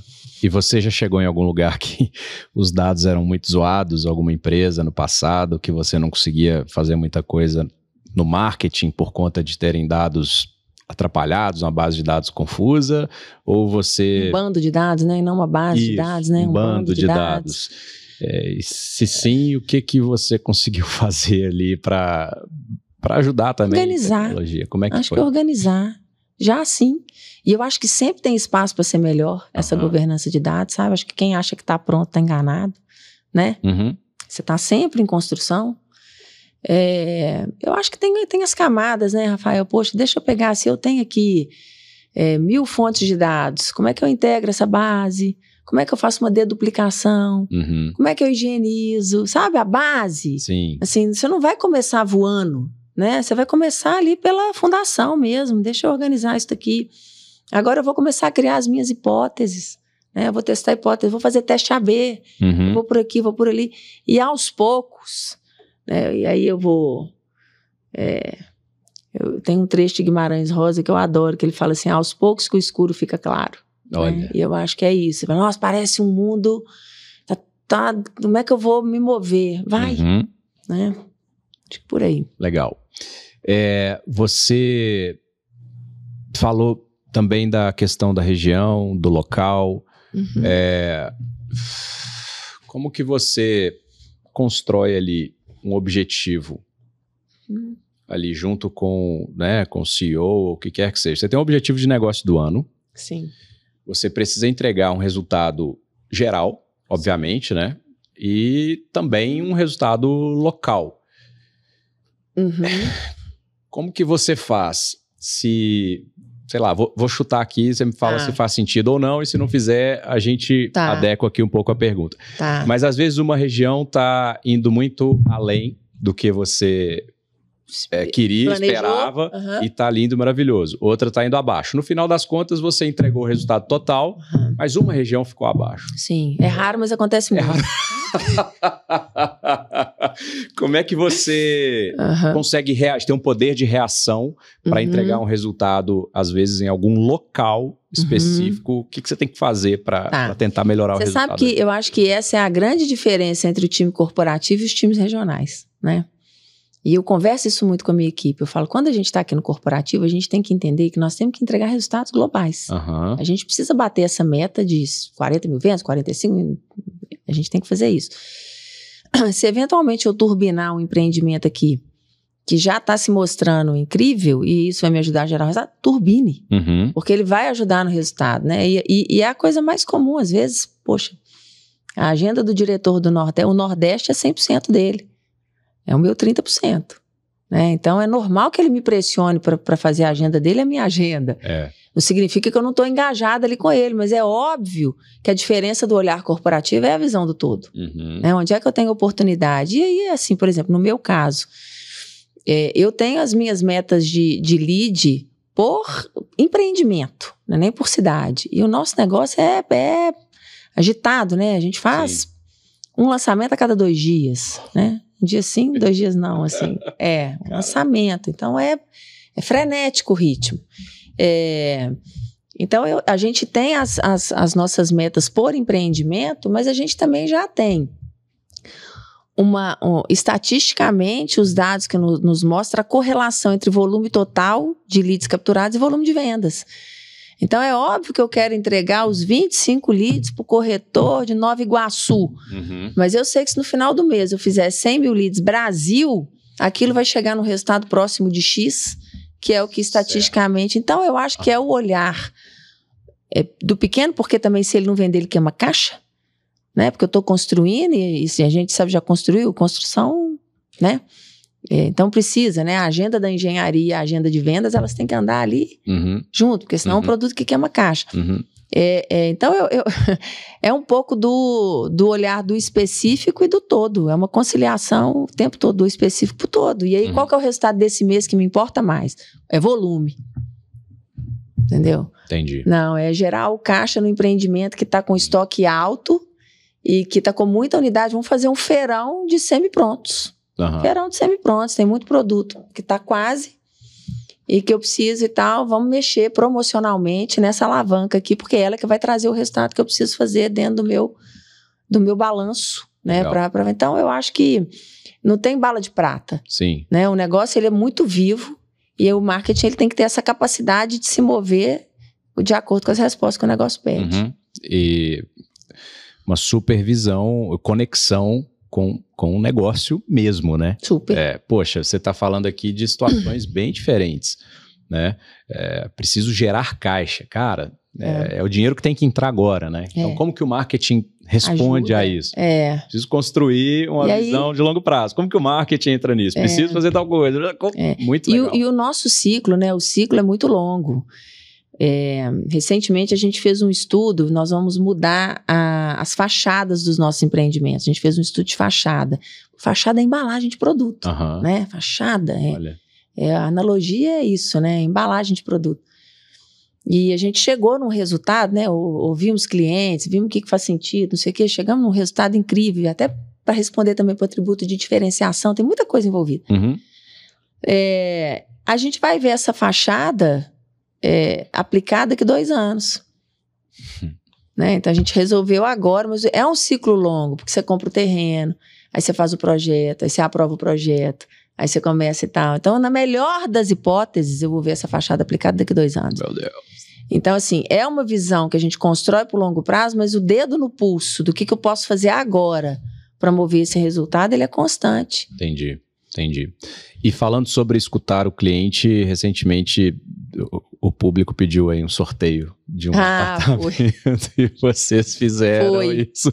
Conta pra gente, como é que foi esse processo e por que vocês tomaram essa decisão, né? Como é que vocês entenderam que isso fazia sentido? Porque às vezes uma pessoa fala, uma pessoa só falou. E aí, foi muita gente, não foi? Como é que é esse processo? Isso aí foi o seguinte, quando a gente começou o BBB, a gente tomou uma decisão de falar o preço do apartamento que a gente estava dando de presente. Porque, em geral, o mercado imobiliário ele não fala de preço, habitação econômica.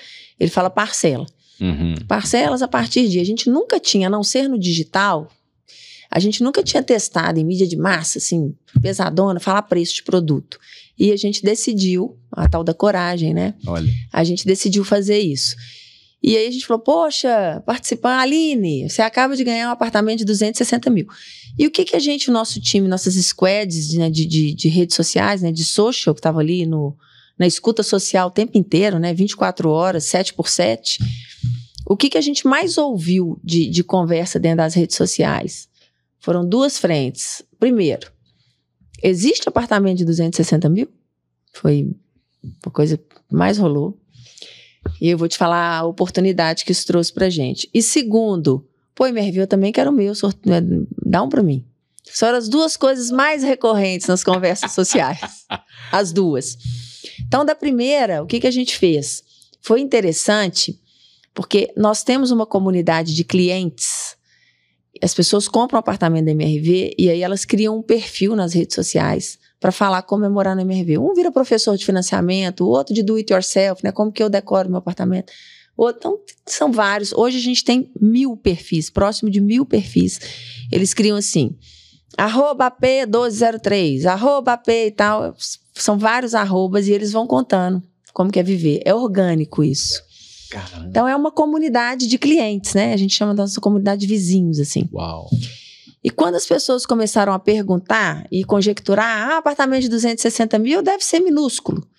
Aí a comunidade começou, não, olha só, olha meu apartamento que lindo, olha minha varanda, olha minha sala, olha minha cozinha, olha o quarto da minha filha, olha meu escritório.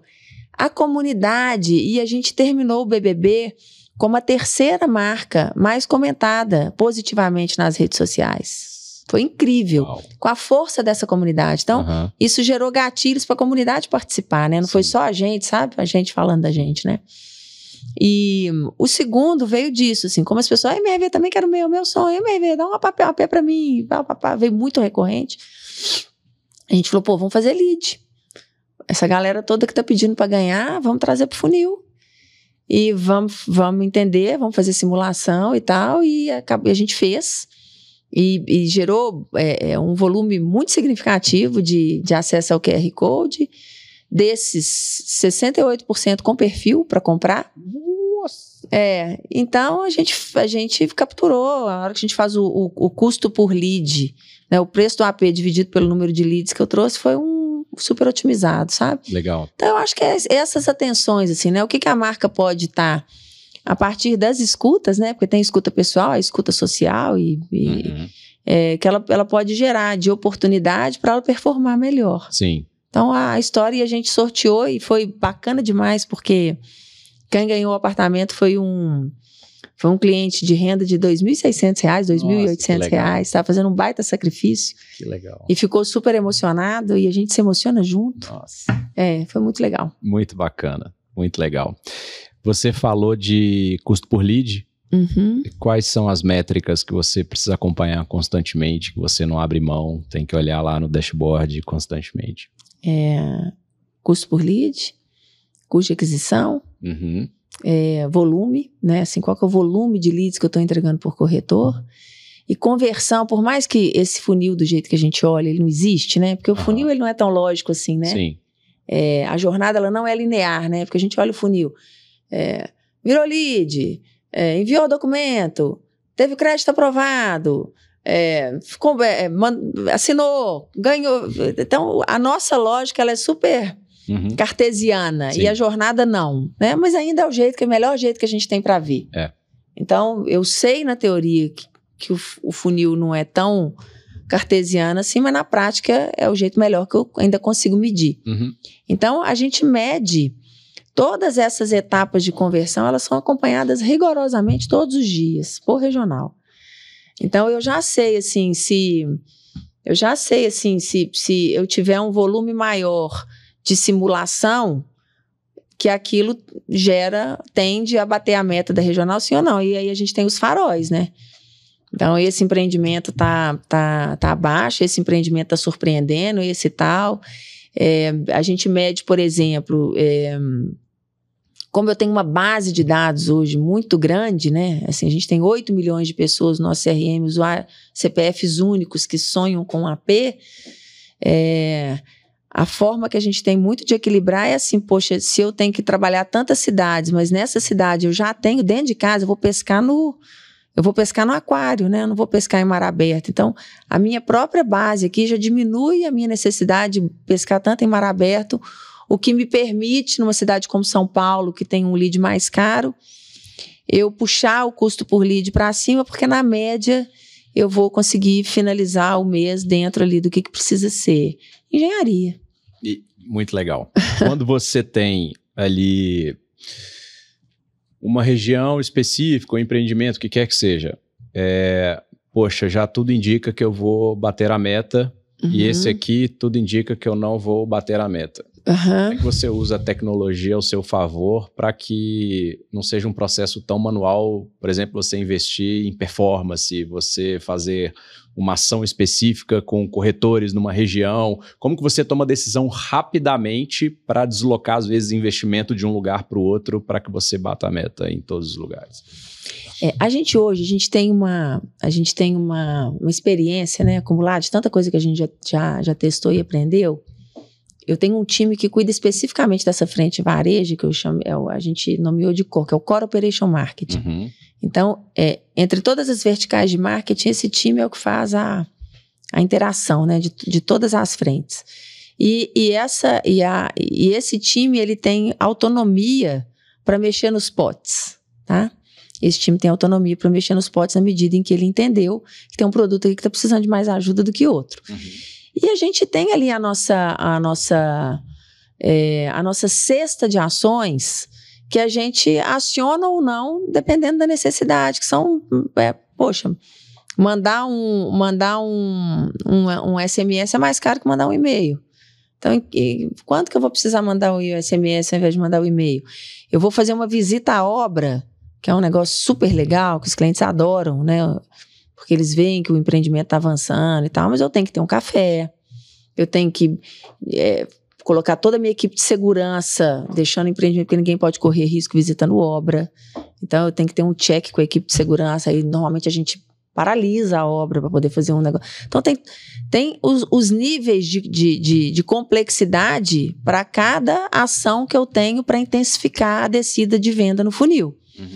Dependendo do nível emergencial e tal, a gente aciona um ou outro, né? A gente já tem ali um pacote de coisas que são possíveis da gente fazer uma aceleração. Seu trabalho é bem legal, hein? É muito divertido. Eu acho que é por isso. Acho que é por isso que eu trabalho tanto. Você me perguntou, como é que você faz e tal? Eu trabalho muito. Meu Deus do céu. Mas sigo feliz, né? Porque é bom. Muito bom. Tem muito assunto, meu Deus. Vamos falar um pouco de influenciadores aqui. Tá. Né? Você já trabalhou com diversos. Como é que é a lógica para você escolher um influenciador? Às vezes ele tem lá milhões de seguidores, é uma pessoa, sei lá, vamos supor, é riquíssima, só compra mansão e vai lá de 50 milhões para cima. E aí ela vai influenciar uma pessoa que quer um apartamento, obviamente, mais barato do que um multimilionário. Como entender? Só que ela também tem influência. Né? Você não pode dizer que vou contratar um influenciador X, mas não tem nada a ver com a gente de fora. Tem uns pitacos e esquece da ciência e da informação e do dado, né? Então, quais critérios você usa para escolher os influenciadores? Hoje a gente trabalha com influenciador grande e com micro-influenciador, depende do objetivo, né? Então, assim, se eu quero performar num empreendimento, é muito provável que um influenciador que mora naquele bairro, que conhece a realidade do bairro e tal, que ele converta muito melhor do que um influenciador grande para aquele empreendimento em específico, né? Porque as pessoas falam, ele conhece o bairro, ele veio de onde eu vim, né? Pô, se ele conseguiu, não sei quem conseguiu, ele não é riquíssimo, ele tá ali na luta como eu, e ele tá, então... esse micro-influenciador, ele tem o seu valor para a gente como mídia de influência no específico que a gente faz. Ele é muito efetivo. E o influenciador grande, agora, hoje mesmo de manhã eu fiz uma reunião com o Gil, dando um spoiler, né? Com o Gil do Vigor. Olha que legal. Que o Gil, acho que no Instagram tá com 15 milhões, né? Ele é gigante. O que é a lógica, por exemplo, agora que nós vamos fazer um trabalho de funil super bacana com o Gil, que vai entrar no ar no final do mês agora. A lógica é o seguinte, a audiência que eu trouxe agora, ela veio de Big Brother, né? Minha grande audiência de funil, as pessoas seguem Big Brother.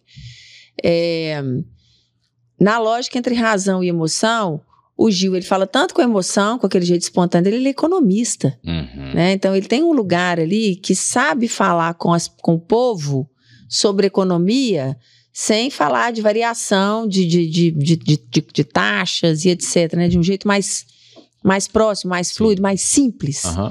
Então, por que a gente escolheu o Gil, que é gigante e tal? Porque neste momento que eu venho de uma jornada de Big Brother, que eu trouxe todo mundo que veio de Big Brother, e que para dar um passo e precisa tomar uma decisão, precisa entender um pouco mais, tanto da emoção quanto da razão, para ele falar sobre Minha Casa Minha Vida, que o programa expandiu, essa expansão do programa na faixa 1, na faixa 2, na faixa 3, o que isso significa na prática no bolso do brasileiro, e o que isso impacta na sua vida, qual que é a oportunidade que você tem, se você tem um...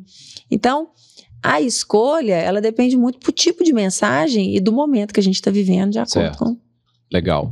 E você, embora acredito que gostaria, não tem dinheiro infinito. Né? Não. Você tem uma verba X, você tem que trabalhar, você tem que escolher se vai pagar X pro Gil e Y para outras coisas. Fora que você tem ações de longo prazo, curto prazo. Sim. E, meu Deus, é bem complexo. E aí, como é que você olha para os objetivos de negócio e a verba que você tem para tomar suas decisões?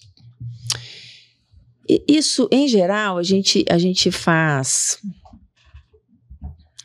um orçamento anual com os dinheiros, né, organizados por vertical, e a gente faz um forecast, né? A gente vai fazendo uma correção disso a cada, muitas vezes até assim, dentro do mês a gente corrige, mas formalmente a cada tri a gente vai entendendo e tal, e vai fazendo as realocações, né? Porque o negócio é muito vivo.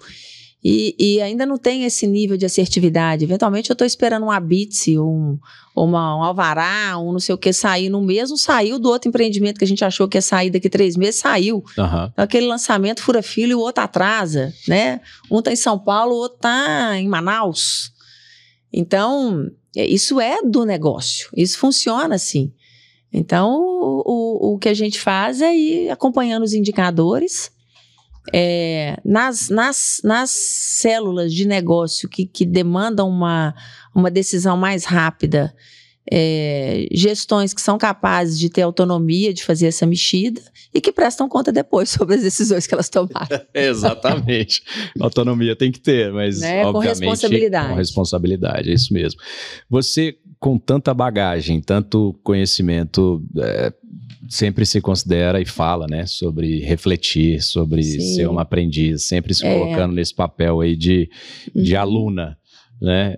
Isso tem sido crucial para você continuar se desenvolvendo como pessoa? Fala um pouco pra gente. Completamente, né, Rafael? Assim, eu faço 50 anos esse ano, né? Mentira. Verdade. Fake. Como diria no esporte, é gato. Aumentou aí. Eu faço 50 anos. Quando eu olho o que era, quando eu comecei lá atrás, né, pro mundo que é hoje, se em algum momento você entendeu que o jogo tá ganho, né, que você já tem as skills todas dominadas, né, se você já tem e tal, você tá morto, assim, de termos de capacidade de contribuição. Sim. Né? Então, acho que esse espírito de aprendiz, ele é absolutamente necessário para a gente seguir entendendo para onde que o mundo está indo, né? E aportando, assim, tudo que você já aprendeu, porque algumas coisas também, elas não mudam, né? Algumas coisas não mudam. Então, assim, eu também fico muito interessado naquilo que não muda, sabe? Então, assim, isso aqui não vai mudar, mas algumas outras coisas vão mudar.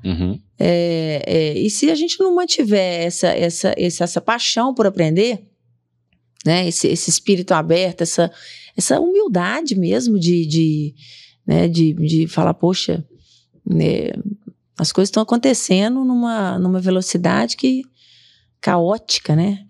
E eu acho uma loucura alguém achar que tá sabendo de tudo, né?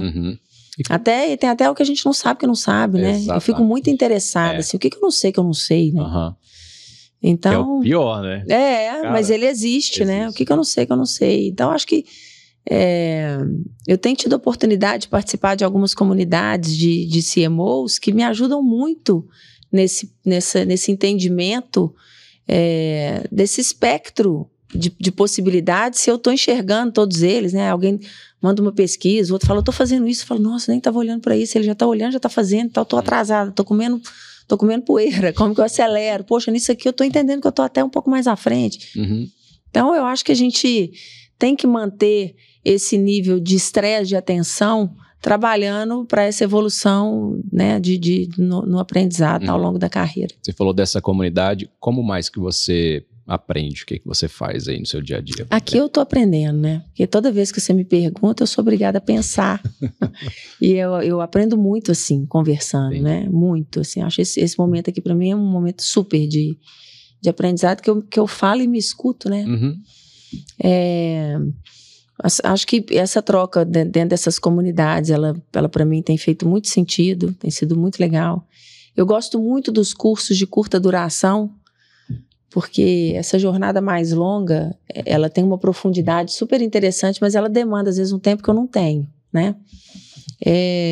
Então, essa oportunidade, assim, vou fazer 2 dias, uma imersão sobre AI, né? Vou fazer 4 dias, uma reflexão sobre propósito, e tem coisas, né? Então, eu estou sempre muito, muito aberta, né, a aprender, né? Assim, tem um convite de uma plataforma, tem um curso que eu vou pagar, tem um painel que me chamaram para conversar, esse que você citou do Rio to See foi muito legal, né? Eu estava lá com a Alan da L'Oréal, com a Helena do Nubank. E então eu acho que essa abertura, sabe? Podcast, gente, hoje eu falo como as pessoas têm oportunidade de aprender sem ter que investir tanto, assim, né? Então, é mais sobre o espírito inquieto e a consciência de que é preciso aprender, né, do que sobre ter que ter muito dinheiro para poder fazer uma formação. Interessante.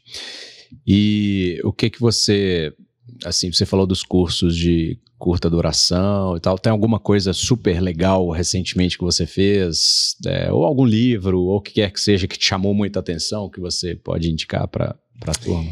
Tem. Inteligência Artificial para Marketing e Vendas. Opa. Não é um livro tão novo, ele é de 2020, eu tô no meio dele, que é não sei se ele é vice-presidente comercial, ele é da Adobe. Eu acho que é um livro que traz boas provocações sobre o uso dessa inteligência artificial generativa para a gente gerar mais otimização, possibilidade de conexão em marketing e vendas. Não sei se foi esse que eu peguei aqui, Fernando. Deixa eu ver, é um azul, a capa é azul. Inteligência artificial em marketing e vendas. Aí, esse? É boa, esse. Boa, boa. É esse. Ai, vai pra minha lista aqui. E eu tenho uma lista sem fim de vários. Eu tô lendo esse agora, já veio na minha memória. É o que tá na minha cabeceira. E falando em inteligência artificial, o que você tem visto na prática mesmo? O que tem te ajudado no dia a dia, no marketing? Para onde que você enxerga o futuro da IA conectada com o marketing também? Olha, eu tenho ficado muito impressionada com acho que deixa eu separar um pouco. Boa. No processo de output criativo, tem uma transformação bizarra acontecendo, né? Então, no nosso ecossistema de agências, a gente resolveu já há 1 ano e meio, 2 anos, internalizar os criativos de vendas. A operação de varejo, ela está toda in-house. A gente montou uma agência interna, sacada, a gente trouxe o time porque é muito nervoso, né? O negócio é muito dinâmico e tal. E foi uma excelente decisão a gente ter internalizado o varejo.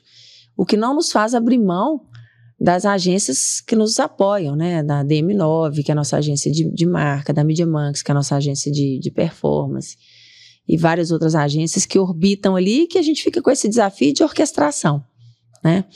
Então, eu acho que inteligência artificial, para esse mundo mais rápido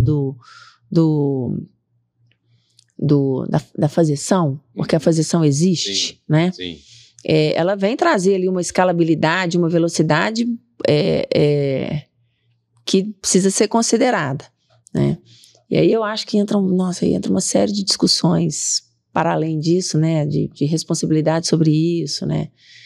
De redesenho de função, sabe? Que a gente está hoje debruçado sobre isso, assim, como que a gente faz um movimento responsável, né?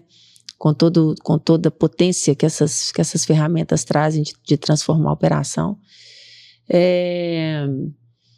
E no aspecto da jornada do cliente em si, da jornada do corretor, eu vejo os agentes com uma possibilidade de melhorar essa participação corporativa na jornada do cliente enorme, né? Então, hoje a gente já está trabalhando em modelagem de alguns agentes nossos, a gente está com agente para o corretor. Então, assim, quando o corretor recebe o lead, que a gente e tal, já vem com a historinha do lead contada pelo agente, de acordo com o que ele capturou, né? E assim, está numa V1.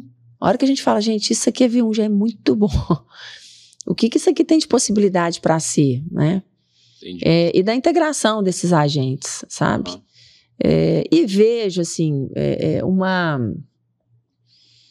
as marcas, eu acho que elas vão precisar ser ao mesmo tempo, mais objetivas, porque ninguém vai aguentar, né? Ninguém vai aguentar tanta gente produzindo conteúdo, tanta pasteurização criativa, né?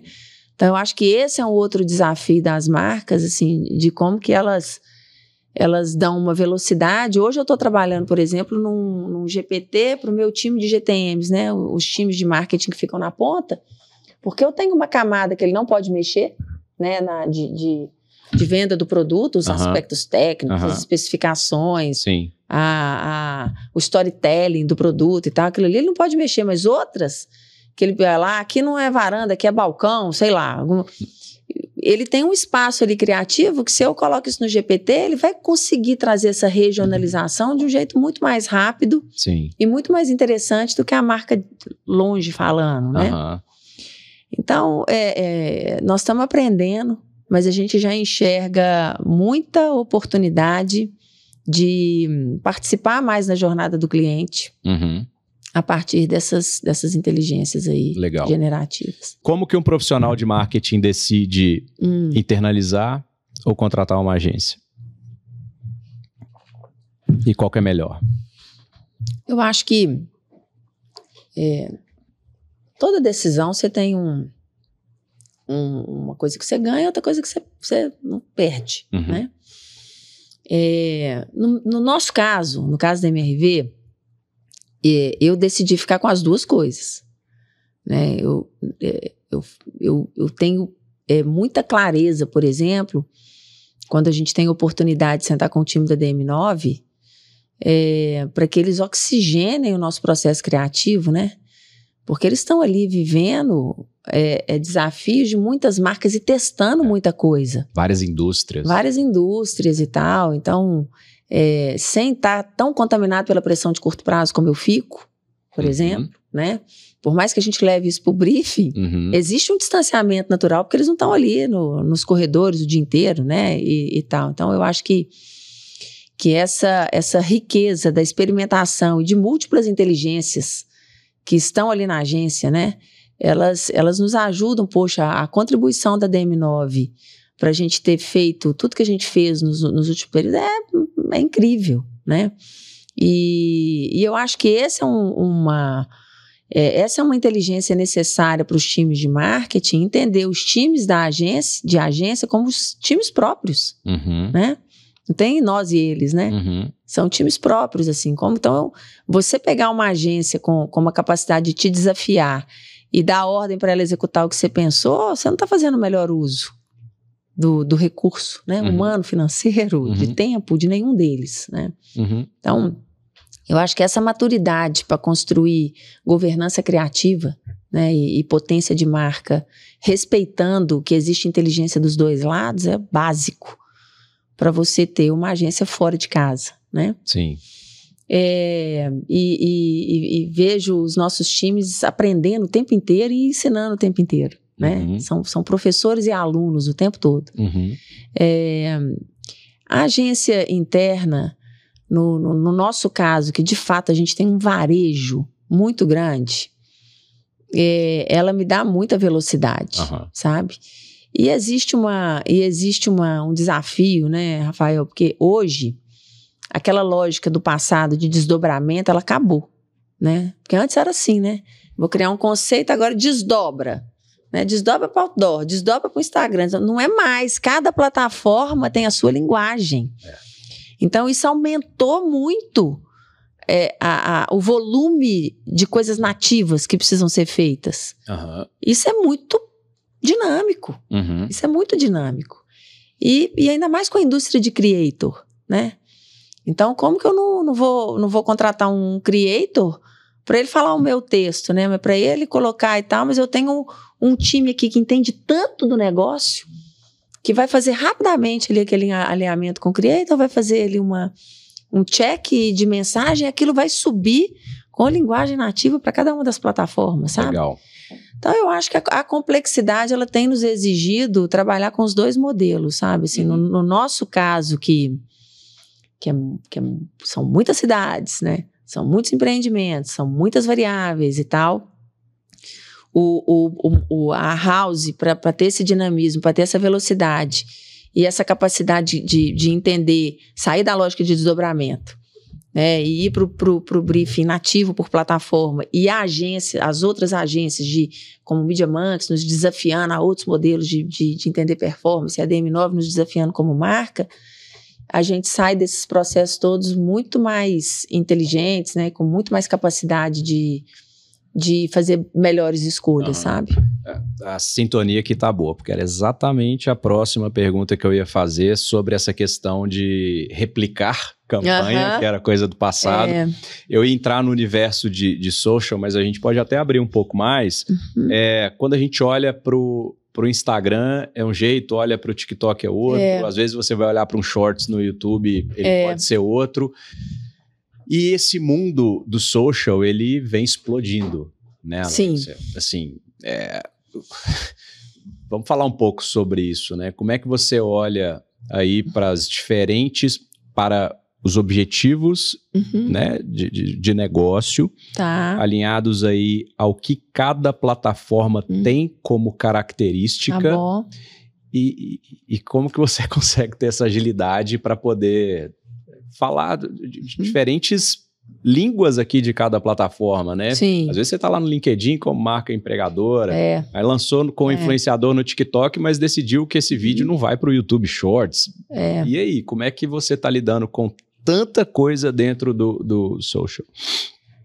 A gente fez um mapeamento das plataformas que a gente quer estar e a gente definiu quais são os territórios de marca dentro dessas plataformas. Então, cada plataforma tem uma vocação, né? E um indicador estratégico para a gente. Então, eu vou para o TikTok, eu quero entender melhor dessa linguagem de geração Z, né? Então, assim, eu preciso, como é que aquilo ali me conecta numa linguagem diferente de uma turma que está chegando aí, que é potencial comprador e que está usando a plataforma como buscador, né? O TikTok está crescendo muito como buscador. Então, ali a gente tem um aprendizado de linguagem super, super importante para a gente e de busca para geração de leads. Eu vou para o Twitter, é plataforma de conversa, né? São as coisas mais factuais, aí vem a torcida do Galo. Né? Vem a torcida do Galo, aí tem dia que ama a gente, tem dia que não gosta da gente. É tudo junto, né? E tá muito, muito presente ali, pô, aí no BBB, o papel do Twitter nas conversas quentes, né, quando alguém ganhava e tal, e as marcas nos chamando para conversar, vinha Downy e falava, MRV, deixa eu deixar esse closet cheirosinho. Olha isso. Aí vinha iFood e falava, MRV, eu quero entregar um hambúrguer aí e tal, sabe? Que legal. Então, uma plataforma de conversa super legal, né? O Instagram, ele é o lugar mesmo de mostrar que a transformação na vida das pessoas é possível com a conquista da casa própria. Então, é um lugar de histórias. Então, o Instagram, a gente tem ali uma coisa muito vocacionada para essas histórias, né? Com o apartamento no centro. Então, a gente mostra o que é o produto. A gente mostra o produto está no centro.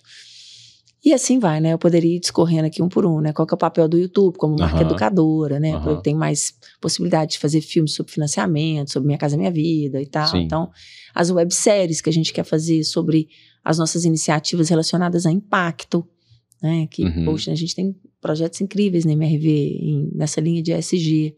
E o YouTube nos permite ter esse espaço ali de ir catalogando e criando essas webséries. O LinkedIn como marca empregadora, né?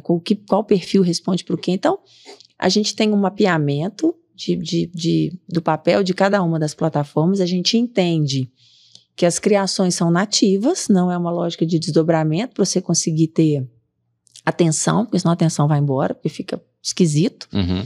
E temos um super time que cuida disso, né, Rafael? Eu vou contando aqui, não é a Alexia sozinha, obviamente, né? Tem um super time de gente capaz, de gente interessada, de gente apaixonada pelo propósito, que eu acho que faz muita diferença. Legal. Né, cuidando disso e fazendo dar certo. Eu não posso deixar de falar aqui, você mencionou ESG, mas agora já saiu da moda, então a gente pode abrir mão, né, desse negócio. Tem muita empresa declarando isso aí, não precisa mais, né?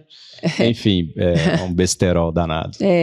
Qual é, enfim, como que isso está conectado, o ESG, com o propósito, com o dia a dia da marca e como que vocês trabalham com isso no próprio dia a dia, mas também fazendo com que o cliente, com que o mundo enxergue as suas iniciativas. A gente tem uma virtude nesse universo, porque o nosso negócio é social por natureza. Né? Então, assim, o que a gente faz é social. É o S na veia ali.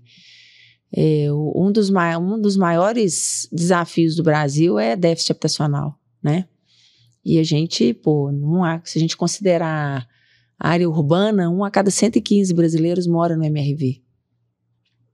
Uau! A gente tem mais de 500 mil chaves entregues em todo o Brasil. Então, aquela pergunta clássica, né, do ESG, se a sua empresa deixasse de existir, quem sentiria falta, né? Muita gente sentiria falta, né? Porque nós estamos realizando o sonho da casa própria.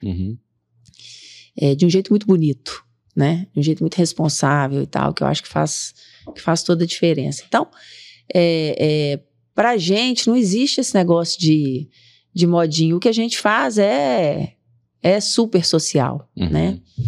E acho que